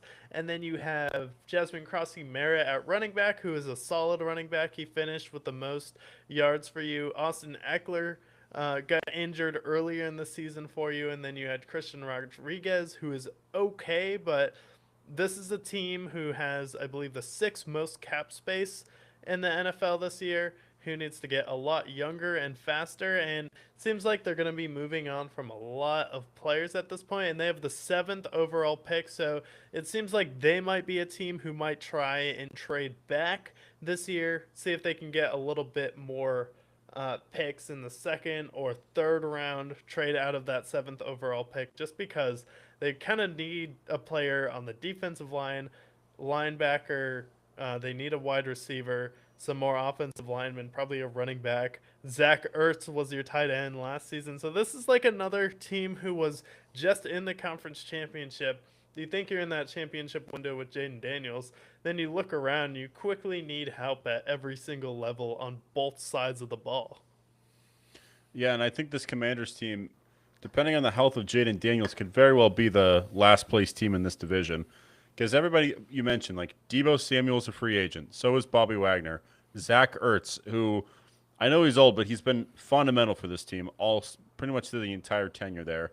Von Miller, Austin Eckler, Noah Brown, Jake Martin, like all of these guys have been studs for you. All of these guys in their 30s. This team needs a good running back because Austin Eckler, even if he is full health, should never be your number one running back at this current iteration of the NFL. So, like, that 7th pick, maybe that is the Jeremiah Loves that we love to shout out here. Or maybe they go after somebody like a Jordan Tyson for wide receivers in the draft. He would be great with Jaden Daniels, and he's played with Jaden Daniels. So my 7th pick, I would take Jordan Tyson out of ASU. I think he'll be really good for them. And you compare him with Terry McLaurin, move off of Deebo. And then if you want to sign someone like a Christian Kirk, like we mentioned, or you want to sign more of a veteran receiver, you can do that. And then draft a good tight end. I don't think the Commanders have had a really great tight end in a long time, so go after somebody like that. Offensive line can always be helped, but the main thing is your defense is from the 2010s, and we're into the middle part of the 2020s now. You got to update it. You got to make sure that you hit on some of these drafts. Frankie Louvu has been great for you. Daron Payne has been good for you, but let's get people who are in their 20s and at the peak of their powers. Yeah, and that's really what it is for the Commanders. It's getting younger, and then I honestly think with that 1st round pick at 7, you probably trade it and see if you can turn it into a few more picks where you move back in the 1st round and get a team's 2nd round pick as well, where you can get a couple more players for you, because you really do need someone at every level for this team. But it'll also be a test where how much of an impact will losing Cliff Kingsbury be? And this is a team that was just in the conference championship, and now they've fallen so far. So if you're bad again this season, are we looking at firing Dan Quinn? Like, if we're talking about coaches in the hot seat, I would say Dan Quinn should at least be thinking about his job. Yeah, I think so. I mean, you were in the conference championship. You were at the peak of your powers. Jaden Daniels won Offensive Rookie of the Year. And then just 2 years removed from that, you're 5-12. Last year, you can blame injuries. But if you come back this year and maybe injuries aren't the problem, you just have a bad old roster, got to make it. The NFL can be ruthless. And Dan Quinn's a good coach, but I think the Commanders, with how good Jaden Daniels is, they got to be good right away. You know, they definitely have to be good right away. And then Jaden Daniels' health is also a question. So definitely interesting there. And then the last team in here is the team that made the playoffs last season. That's the Philadelphia Eagles. For them, really, the 4 positions they have to be thinking about is number 1, tight end. You're probably going to lose Dallas Goedert, where he's looking for his last big contract away from the Philadelphia Eagles, looking like he's going to leave. A.J. Brown is under contract until 2029, so figuring out if you're going to trade him, but you probably have to look at drafting a wide receiver and then also potentially going after another safety and edge rusher for this team on defense. But overall, do you think tight end should be their number 1 priority in the draft? No, because I think, like, I'm looking at their tight end position. Like, they have Grant Katera. He's been fine for them. I think you can draft the tight end there pretty fine. The benefit for them is if they choose not to trade A.J. Brown, you're still going to have a good receiver core. You have him and Devontae. If their tight end can be like even if, like someone like an Austin Hooper that you can go after and sign, and I think he'll fill in most of what Dallas Goedert has to offer. So I'm not super concerned there. I think they should probably sign a free agent, but maybe not to the same likes of Dallas Goedert. And then outside of that, like this team still is really, really good, and they don't have a lot of holes. So it's really going to just be like get another safety. Your edge rush is still really good. Your offensive line, like you have some older guys there. Maybe you've dropped for depth, but like the Eagles, sure they didn't go far this playoff round, but they're still a team that maybe like Super Bowl hangover was why they were a little bit more in a daze the last half of the season. But let's make no mistake, like this team, even with Dallas Goedert out the door, like this team is still easily the most complete team in this division, and any of the teams we've already covered this week already. Yeah, I think especially too with how Tank Bigsby played when he was inserted for the Philadelphia Eagles. I thought at one point, not last year but the year before, he played better than Travis Etienne did for the Jacksonville Jaguars when Etienne was banged up and hurt. And Etienne kind of had an off year. He bounced back this year, but Tank Bigsby is definitely someone who has potential. So I definitely think maybe addressing depth at the wide receiver position in the draft will help you. But honestly, I try and get the best tight end you could, and then you do need a rusher, but I think safety in your secondary would be more important. But overall, for the Eagles, I'm kind of just lukewarm on them. Like I think at any moment they can turn it on, but that was tough when they lost to the San Francisco 49ers, especially against such an injured team, and you were at home in that game. So I think we might have a new winner of the NFC East, and it might be the Giants this year. Yeah, I agree. Um, I think, I mean, we saw it the last 4 years of the Eagles have played out as they make the Super Bowl. The next year, they're kind of lackadaisical. They fall off a cliff. They win the Super Bowl. They fall off a cliff. They're lackadaisical. So this year, like, if we look at the last 4 years, then they should be right back in it. Their team's really good. The real thing is for me is like, are there actually chemistry issues, or is it the media drumming up controversy? I don't think that AJ Brown's comments are nothing. I do think that there's some friction there. Jalen Hurts and him don't seem to get along. There's something there with Nick Sirianni. I don't know whether or not they choose to just like play it out or if there's a trade, but can't deny that there's some sort of chemistry issues in the locker room.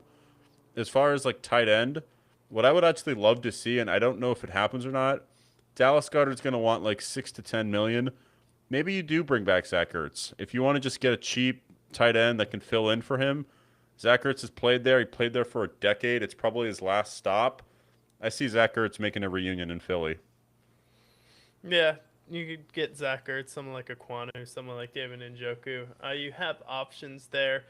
Maybe the Patriots sign Dallas Goddard. You get Hunter Henry type of deal, soft swap in free agency. And then a lot of people are talking about the Philadelphia Eagles drafting a quarterback too, where you maybe put some pressure on Jalen Hurts, where like Jalen Hurts has been really good in the playoffs. He won a Super Bowl for you, but it seems like the Philadelphia Eagles, they weren't able to do it with Andy Reid. They move on from him, even though he got to a Super Bowl, was really successful. Doug Peterson wins a Super Bowl. That wasn't enough for them. They still move on from Doug Peterson.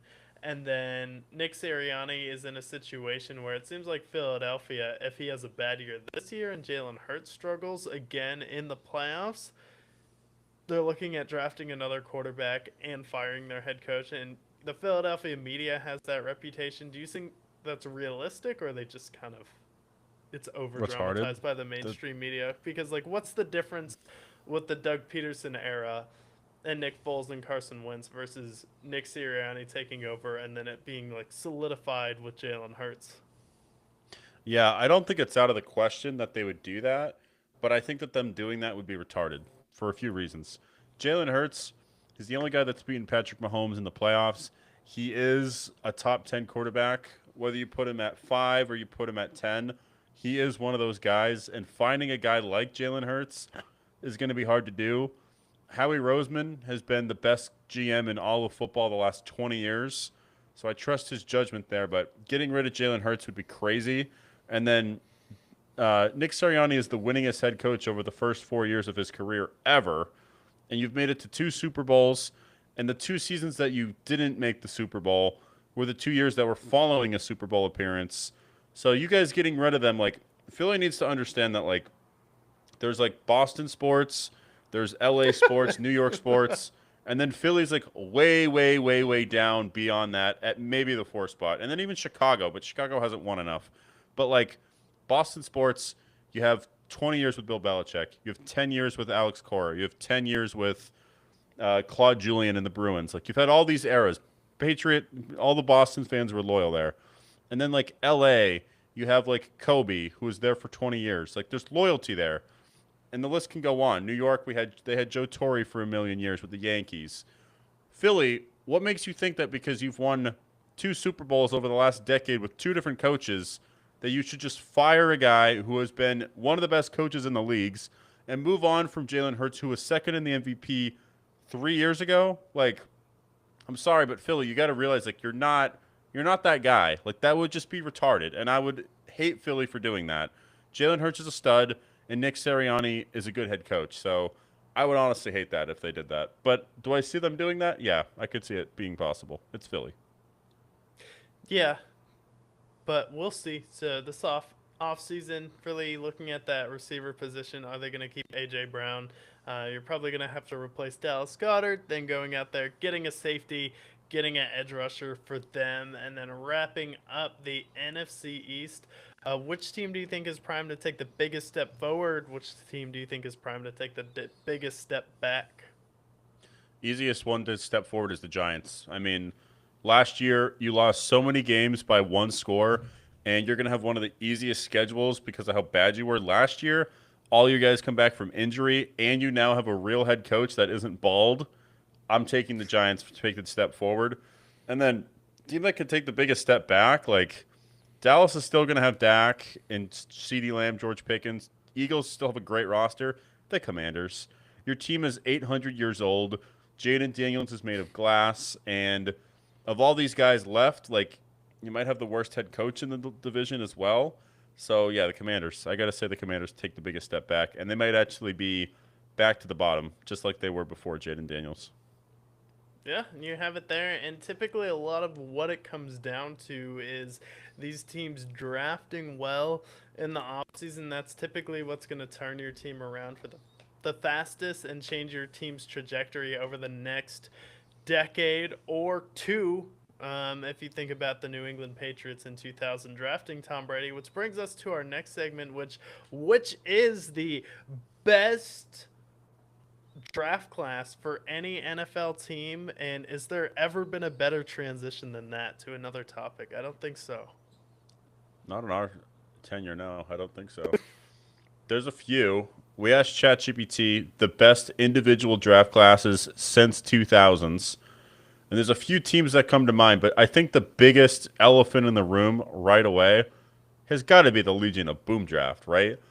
In one draft, the 2012 Seahawks, they drafted Russell Wilson in the 3rd round. They drafted Bobby Wagner, who one of the best linebackers of that decade, Bruce Irvin, and Jeremy Lamb, who obviously, the next year they make the Super Bowl. They embarrass the greatest offensive team statistically ever. And then this following year they make another Super Bowl. Obviously that Malcolm Butler interception is what it's known for, but 2 Super Bowls following that draft. So that's the first one we got to cover.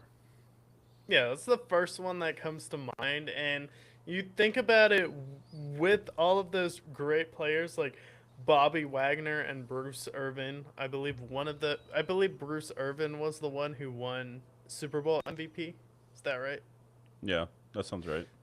So you win Super Bowl MVP, and then you have the Seattle Seahawks. You take Russell Wilson. You think you figure out your quarterback position. Then you make 2 Super Bowls and you win 1. You're like, okay, that's great.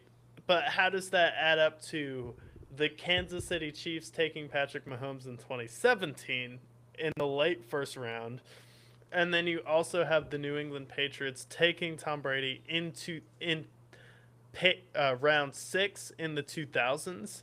So it's like, even though the Seattle Seahawks had the best draft class probably in the 2000s as far as overall talent in one draft class, they only won 1 Super Bowl. But when you look at a team who just takes Patrick Mahomes or Tom Brady, then they've already won 6 Super Bowls, and then with Patrick Mahomes, he's won 4 Super Bowls already. Yeah. Yeah, I mean, I feel like if you can draft the greatest player of all time or the second greatest player of all time, because I'm ready to put Mahomes at number 2, you're going to win that draft every single time. In that Patriots 2000 draft, I think they also drafted Matt Light, who ended up being a really good tackle for them, and Logan Mankins. So they hit on some other picks, but the main takeaway is going to be, of course, Tom Brady. So that's big. I want to talk about the Legion of Boom real quick, though, because the 2012 draft is like the main one that they talk about. Let's also not forget that in 2010, just 2 years before, in that draft, they also drafted Earl Thomas in the first round, Golden Tate in that same draft. They also drafted none other than Cam Chancellor. So they drafted those 3 guys all within the few rounds of each other. And then the following draft, up until 2012, they also drafted Richard Sherman, Byron Maxwell, KJ Wright, all in those drafts as well. Like 3 drafts in a row, the Seahawks had probably the best 3-year draft run ever. And it's not even close. Yeah. No, you have Earl Thomas and Cam Chancellor in the same draft, and you could argue at one point in the NFL they were safety 1 and 2 with the Legion and Boom, and then KJ Wright and Richard Sherman, Byron Maxwell, who was a solid corner for them. Not the best, but he was definitely solid for them. Like, you have 3 drafts in a row, and where Seattle probably has the best drafts possible out of any team there. And so that's with Russell Wilson. And then you still look at them, though, and they only get 1 Super Bowl. The Bengals had a draft in 2020. They got Joe Burrow and T. Higgins in the draft. So those were 2 key pieces for them as well. And then in 2002, you also have the Colts, who got Dwight Freeney. And then 2011, the 49ers also had a really good draft as well. I'm going to shout out one that's, yeah, that's a good draft there. You're talking about the 49ers draft where they got, I think they got Kaepernick in that draft. They got Trey Greenlaw, I think. I have to look at that list. But I do want to shout out another one that I feel like nobody talks about. The 2010 Patriots draft. Nobody thinks about it because they didn't win a Super Bowl with this. But in the first round, they took Devin McCourty, who actually at the time I was pissed because I wanted us to draft Tim Tebow. And I'm like, who the fuck's this Devin McCourty guy? This is why I'm not a GM. Only reason. They took Brandon Spikes the second round. Gronkowski in that same draft as well. And then on top of that, in the fourth round, they also took the killer himself, Aaron Hernandez. So they took Aaron Hernandez, Gronk, Devin McCourty, and Brandon Spikes all within a few rounds of each other. They just didn't win a Super Bowl together. Yeah, I feel like that's a pretty insane draft. They won a Super Bowl. I mean, Devin McCourty won a Super Bowl with them. I think Brandon Spikes was on one of the Super Bowl teams that they had. He eventually went on to sign with Buffalo, and I think he came back with them. And Hernandez didn't win a Super Bowl, but they at least won a Super Bowl with Gronkowski and Devin McCourty and Brandon Spikes. Yeah, it's a good draft. Another one they're going to shout out as well is the Cowboys. 2016, they got Dak, Zeke, Malik Collins, and Anthony Brown. Dak's still with them. Zeke was there a long time with them. They just haven't won anything. So it's hard to say that that's the best one. Yeah. Like, Zeke was fun. It was fun when you had Dak, but you never got past the second round. So can you really say that's a top draft class? No. Where, with at least with the Alvin Kamara draft class with the New Orleans Saints, you can say, like, well, at least they got to a conference championship and got robbed by the refs against the Rams. Yeah, and I think they got robbed twice because they got Alvin Kamara, Marshawn Lattimore, Ryan Ramczyk, Marcus Williams, and Trey Hendrickson all in that draft. You got to guess, like, crazy. they're going to draft. The fact that you usually in a draft, you're going to have like 7 to 10 picks, give or take. And 5 of those picks for the Saints are studs, guys who are still playing, guys who are elite.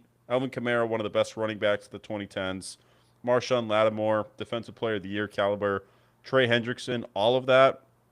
You did that all in 2017. You should have made it to the Super Bowl in 2018. 2017, I believe, was the Minneapolis Miracle. So they got stumped there as well, partially their fault. But, I mean, overnight, this team goes from a team that's in rebuilding to, bam, they're back in the conference championship. Yeah, and that was what year? 2017. Yeah, and then yeah, honestly, like 2017 Saints is the only team that we've covered so far I'd put up there with the Legion of Boom, because that is a lot of really key players you put up there.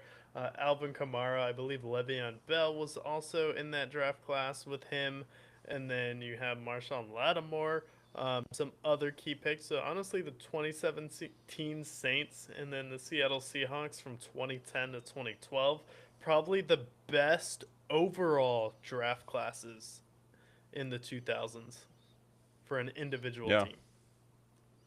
Yeah, 100%. And I feel like that's the one that we have to shout out the most. But it's going to be interesting. I mean, we're entering the draft 2 months from today, pretty much. And obviously we have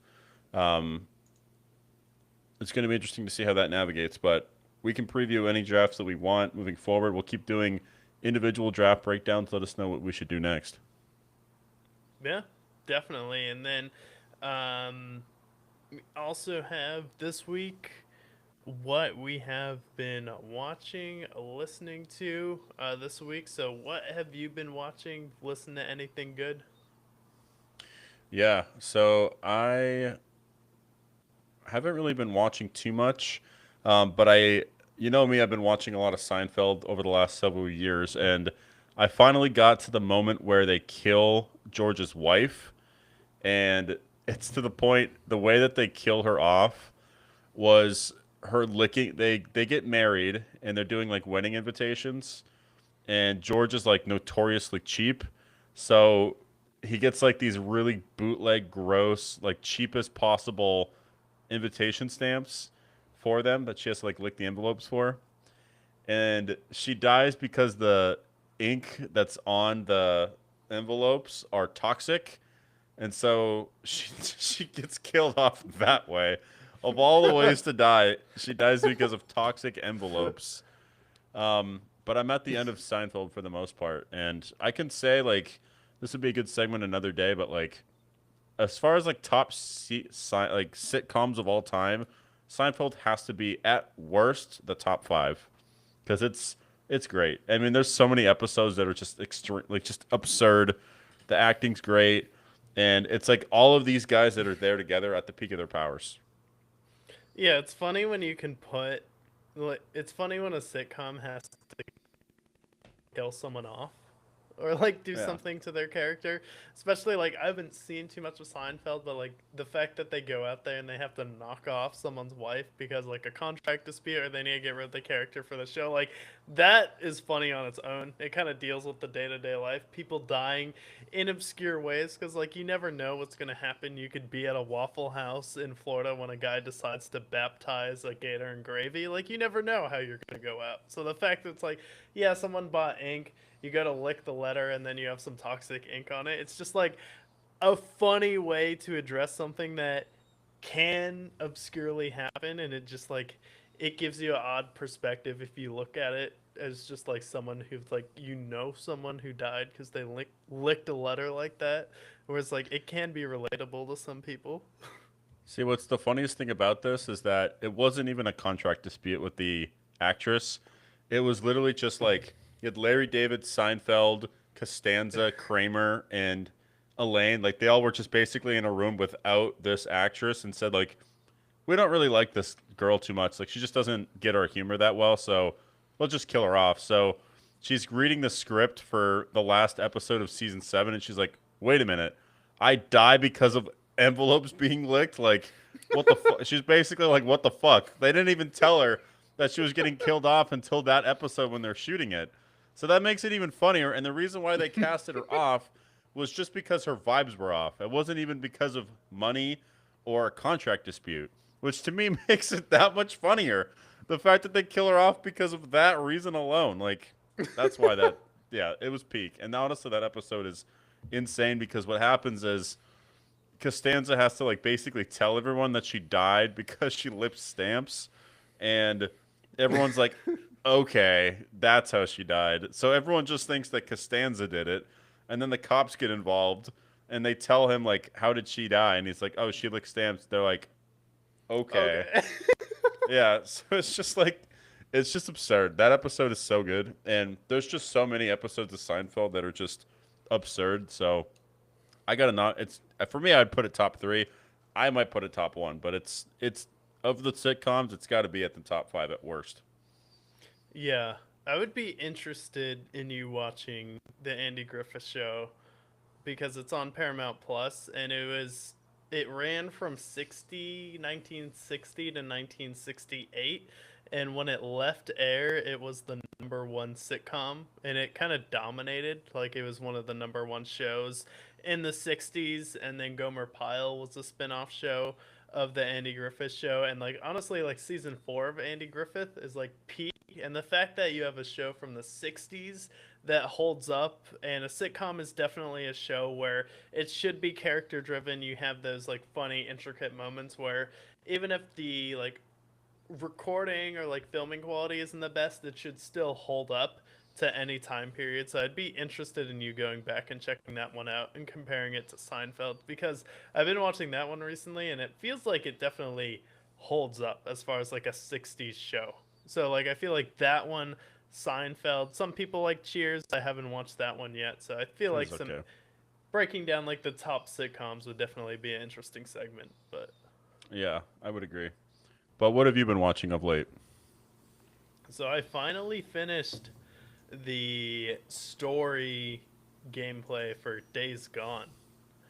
Okay. And this was a game that came out in 2019, and I felt like this game had some issues at release. It had a little bit of bugs, but finally finishing the story for it and just the map now and the updates that they made in 2026, I can easily say this is one of the most underrated games that has ever come out, where it definitely has a cult following. And Days Gone, what it really does well, when you're playing it, it's a very immersive game.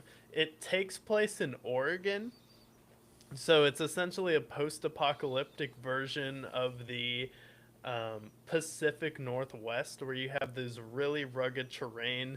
You're riding around on a motorcycle, and essentially the game, you have to stop every few minutes, like every 10 or so minutes, to refuel gas. You have to collect scrap to craft like Molotov cocktails. Ammo is scarce in this game, and then you also need to collect scrap for your bike as well to fix it. So that's like an immersive factor for it. And then while you're collecting things, you could probably get attacked by marauders in the game. You have hordes of zombies in the game. That's part of the side quest to do. You have like camps of cultists, different factions that you're also fighting in like a post-apocalyptic way. And then you also have infestation zones. There's like some birds where you have to burn out their nests, and then you have to burn out zombie nests as well. But overall, I thought the story was really interesting. The first act of the game, you're essentially fighting this death cult who's kind of like a pain cult where they side with the zombies. The second part of it is more of like a white nationalist general who just stole a bunch of weapons from the National Guard, declared himself the colonel, but you're trying to get your wife back. You figure out that she's in this camp with him, but you have to pretend essentially you don't know each other, and then eventually have to fight him at the end of the game to essentially get Hmm. her back. So you're dealing with like the first part, you're like battling a cult. The second part, you're battling just this guy who stole a bunch of stuff from the National Guard. He's kind of like the governor in The Walking Dead. Hmm. Okay. So it's like it's mainly like a survival game, right? So you're like refueling. There's things that can attack you that can kill you, but it's mainly like a survival. Is that kind of like the main part of it? Yeah, it's mainly a survival game.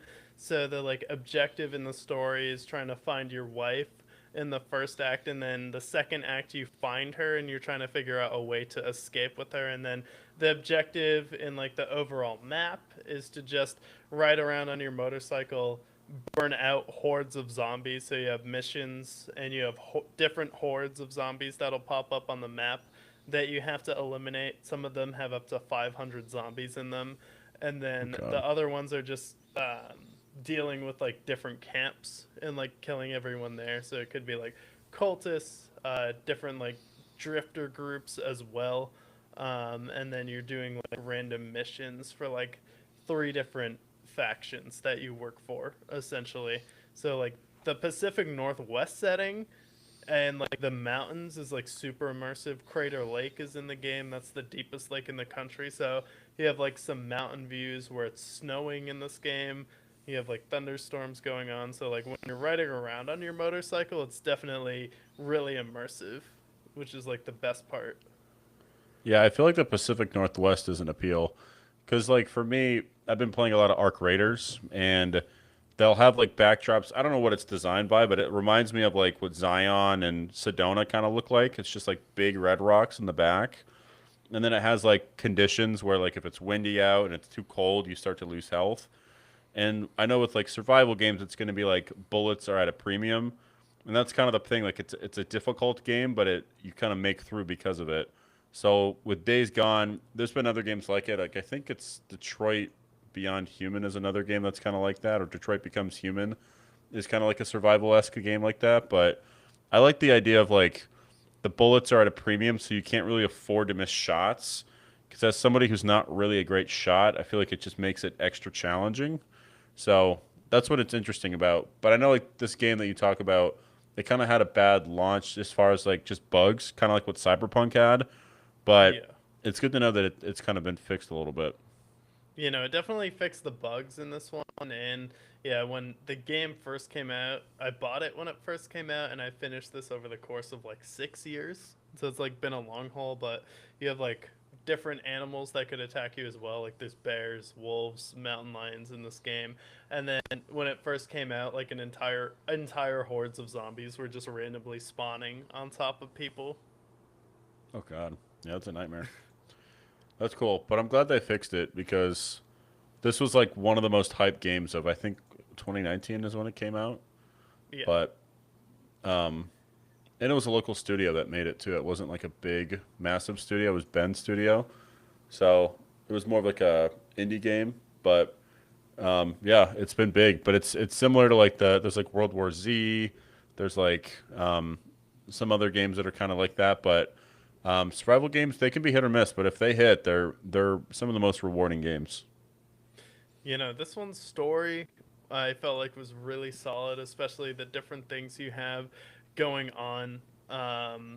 This corporation called Nero who potentially created the zombies in this one. So you have like different interactions with them, and then the mission types are cool. It's kind of like if Far Cry made a post apocalyptic game, would Hmm. be the best vibe to describe it. But I think just the story goes a little bit deeper than your typical Far Cry game goes with. It'd be on par with something like Far Cry 3 or 5.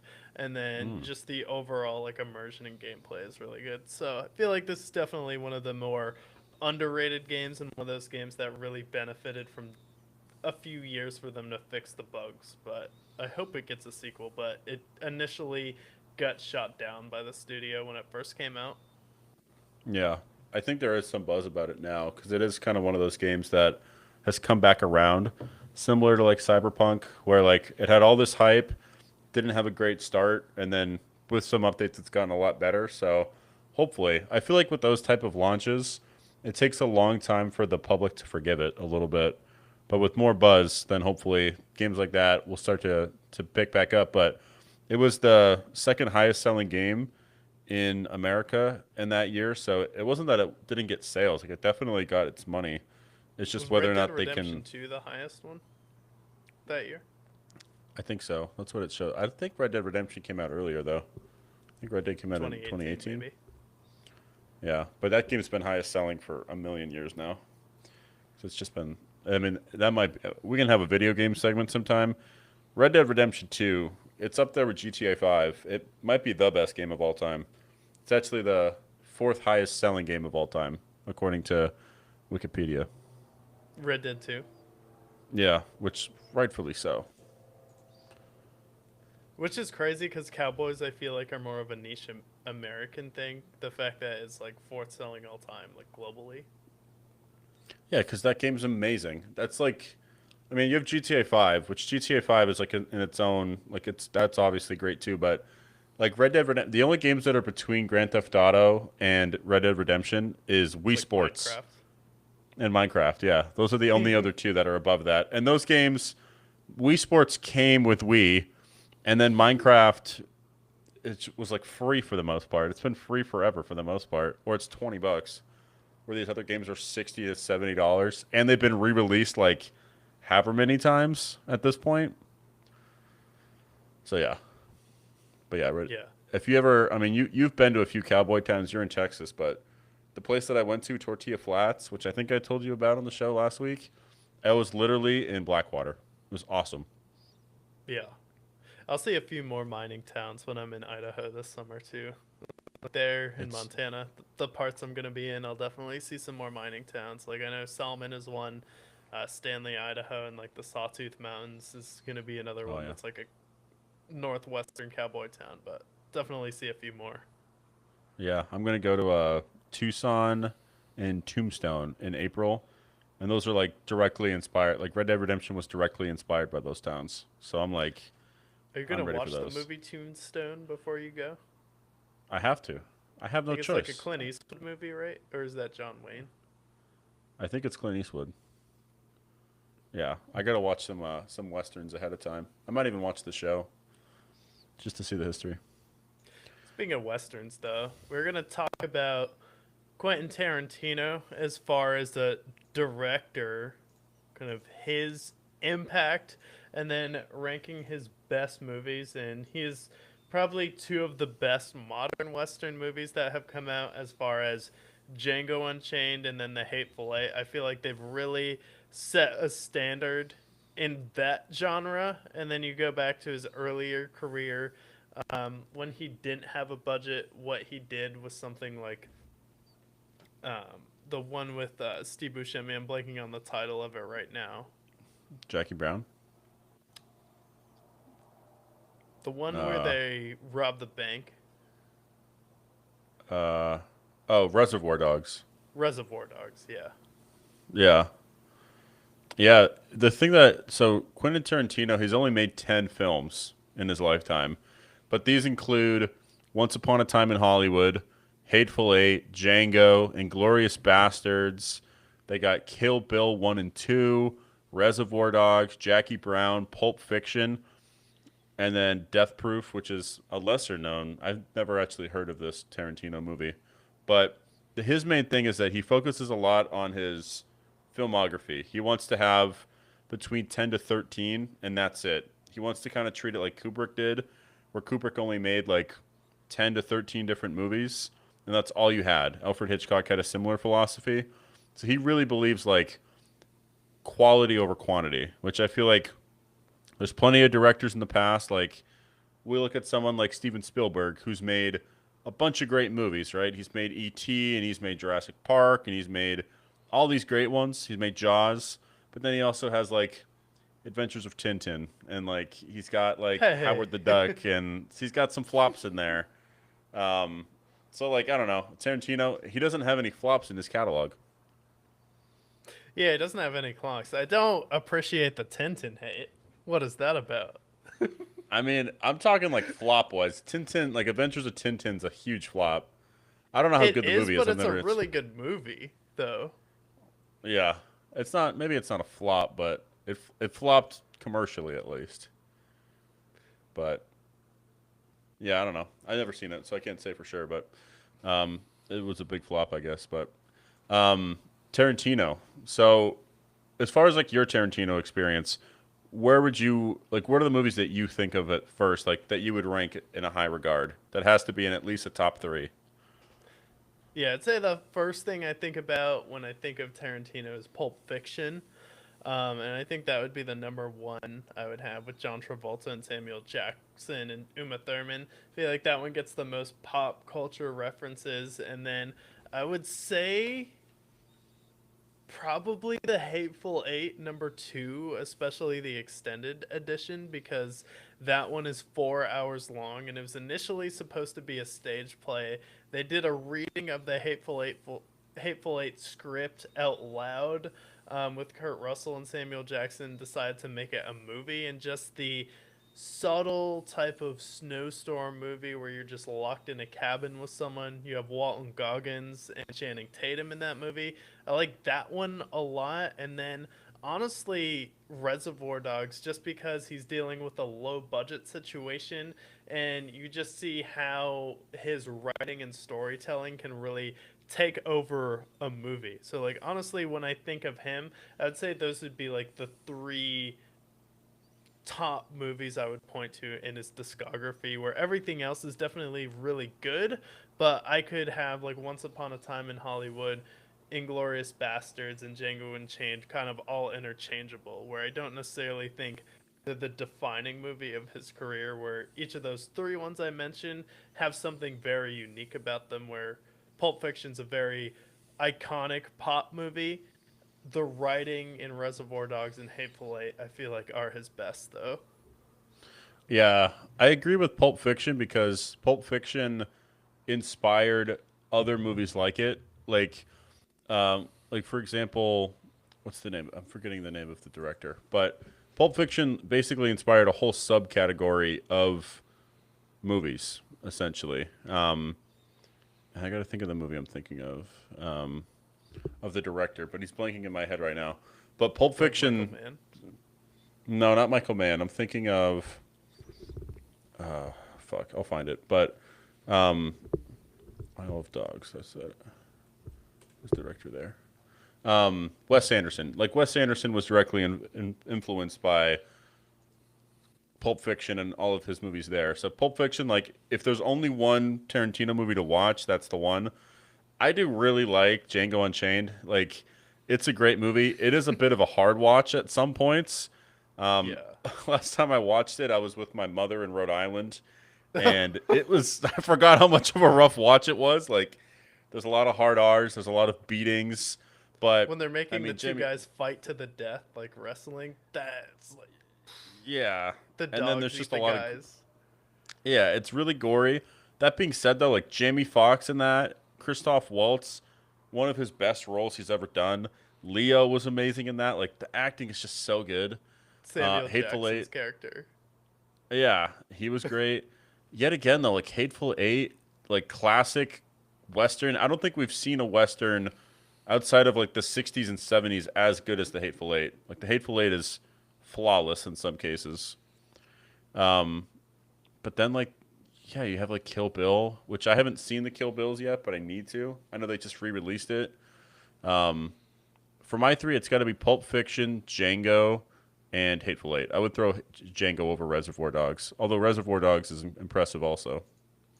Yeah, one of the funniest parts about that is too when Jonah Hill is in it, and the clan like goes out after them, and their wives don't cut the holes big enough for them to see, and they're like, we all agree that what she did was nice, but we don't want her to do it again because we can't see through the mess. Yeah, that's the thing that I just love that he does. Is like it'll be a really intense moment, and then it's just interrupted by some bullshit back and forth script that is just insanely hilarious. So Reservoir Dogs has like that peak moment. So does Django. You see it in Once Upon a Time in Hollywood also. Um, I think like the only movie I can't really think of any fond memories with is just Death Proof, which is like a it's almost like a double feature. It's kind of like a western, but not really. That's the one that I don't. I think of all the 10 movies, that's the one that nobody seems to talk much about. Yeah. And then I would say Inglorious Bastards is like a good movie. I just don't like that it's in another language. It's just not as relatable. And the World War II genre, I don't think he gave a very it wasn't a very unique take on it, where I feel like with Django and the Hateful Eight we were lacking really good western movies, and it was something that was desperately needed. as far as a energy infusion into the genre, where Inglorious Bastards, like the whole World War II narrative and the Nazi thing is just so overplayed. We get like two of those movies each year where it didn't seem as unique as his other movies, where you point to something like some Once Upon a Time in Hollywood, where it's kind of like a very fresh take as far as what Tarantino was doing. I feel like as far as his newer movies, that one is up there where I'd probably put that as my maybe fourth favorite Tarantino movie. Yeah, I agree with Inglourious Bastards. I didn't know for the longest time that it was a Tarantino movie because it doesn't have that same. I mean, it's a great movie, but it doesn't have that same grit that a lot of these ones do. Um, and like he's done like the samurai movies with Kill Bill. He's done the noir kind of movies with like Jackie Brown. Pulp Fiction is kind of in its own genre, and then he's done the western. Glorious Bastards is like it's a movie that I could see somebody else directing and it be to similar quality. So that's like it's an I think it's more of the overrated Tarantino movies, but still good. Once Upon a Time in Hollywood though, of like rewatchability, I feel like that one has a pretty high rewatchability. I've seen it like 2 or 3 times. Yeah, especially just how stacked the cast is. Like you have Margot Robbie and Sydney Sweeney, Austin Butler is in that movie as Margaret well. Qualley too. Yeah, so it's like you have so many like it's such a good bridge of the old actors he used to work with an entirely new set of fresh faces that you haven't seen Tarantino work with before. So I thought that was really unique with that. But overall, when you look at just his influencing on directing as far as his quantity over quality, he's in probably the top five conversation with directors. I feel like the advantage Spielberg and maybe someone like Scorsese has over him is they've made more family friendly films that are very accessible. Where when you argue Spielberg is the greatest director of all time, you're thinking about Jaws, Jurassic Park, Indiana Jones, something that's accessible for everyone. Where Tarantino's movies, maybe you can't put him number one because he just doesn't have that one movie where everyone can necessarily watch it. Do you think that is a fair knock on him, or do you think Yeah. just with him not necessarily missing, that's an argument you can have? Like, well, he never made something like the BFG, like Spielberg did. Yeah. Yeah. I just feel like Tarantino's film style, it just wouldn't entail for that. Like he's notorious for a lot of violence, so I can understand that. I don't know if I would make that as a knock on him, but I can see why if you're arguing someone like Steven Spielberg who's made so much of these iconic IPs like the ETs of the world, the Jaws, the BIG, the the Indiana like he's made think about how many iconic um, characters that we've had from the 70s to now that are just from Spielberg. He's made so many people billionaires. He's made himself a quadrillionaire. Like his IP alone, I mean, that's he's got so many iconic films that it's hard to say no to. And then Scorsese, like as far as the mafia genre, when you think of the mafia genre, it is Scorsese for the most part, at least of the last 20 years, where he's made like Goodfellas of the world. He's made the Irishman and so many others. Like it's hard to say. Like Tarantino, he makes a bunch of different films, but a lot of these films are not accessible to the masses as much. Yeah, it's like Scorsese doesn't necessarily have as many films that are accessible as someone like Steven Spielberg. So I would still put Quentin Tarantino, in my opinion, above someone like Scorsese. And then just who would I rather watch as far as the best style of director? It'd probably be Tarantino because I think he does have the best writing. And when you watch a Tarantino movie, it's not gonna be a miss. Where when you watch a new Spielberg movie, there is some doubt there. So the fact that he is a director, where I know no matter what movie I watch from him, it's gonna be arguably a top 10, top 25 movie in that genre. I think that's something that is going to be the argument that puts him in that second best director of all time, especially because he writes all of his movies on top of it. Yeah, I can agree with that. But it is interesting here. Another one I would shout out, like an older director, Stanley Kubrick. He has a pretty great catalog. It's pretty limited. I watched Eyes Wide Shut fairly recently, and that was incredible. But I mean, like Spielberg, I'm looking at his filmography here. Like if I just look at the ones he's directed alone, we're talking like the BFG he did. He did Indiana Jones. He's done Catch Me If You Can, Saving Private Ryan, The Jurassic Parks, Schindler's List, Hook, um, The Color Purple. Like he's done a lot of different movies. E.T.'s in there, Jaws, Close Encounters of the Third Kind. Like there's so many just iconic films there. Yeah, like Hook is like iconic. I wouldn't put it as like one of the best movies ever.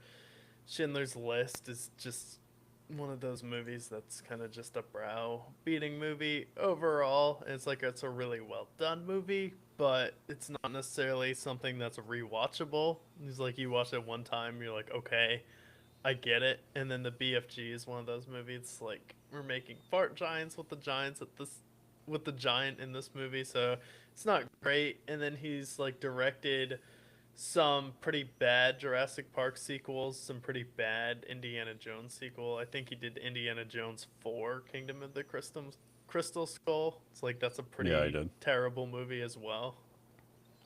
Yeah, I think he's better as a producer too, because I mean that's where he made like Gremlins, which is also a classic. Like he's got Shrek. He executive produced Shrek, Men in Black. Like he's done some pretty iconic movies there. But yeah, like his hits. Like he's, I'm looking at his catalog. He's produced over 200 movies and he's directed over 60. And we're talking about Tarantino, who's done 10, and all 10 of those movies, to some extent, are in a higher regard in most cases. Yeah. Yeah, so I think like that is the real argument at this point. It is going to be just the quantity where you could put on every single movie from Tarantino. No, it's going to be a good movie. Where maybe a quarter of Steven Spielberg's movies you're only going to watch once. Yeah, I agree. They're popcorn movies, is what he makes, which isn't a bad thing. We need those, but we do appreciate it. But yeah, Tarantino, we give a good shout out. You put um, Pulp Fiction, Hateful Eight, and you said Once Upon a Time in Hollywood as your three, or Reservoir Reservoir Dogs. Dogs. Yeah. Okay, and I put Pulp Fiction, Django, and Hateful Eight. I think so. Our list is pretty similar. Reservoir Dogs I like, but I'd put the other two a little above it. Yeah, Django's definitely right there. It's a lot of funny elements in that one, but that one there is some tough moments where you think about it and like, do I really want to see someone get eaten by dogs right now?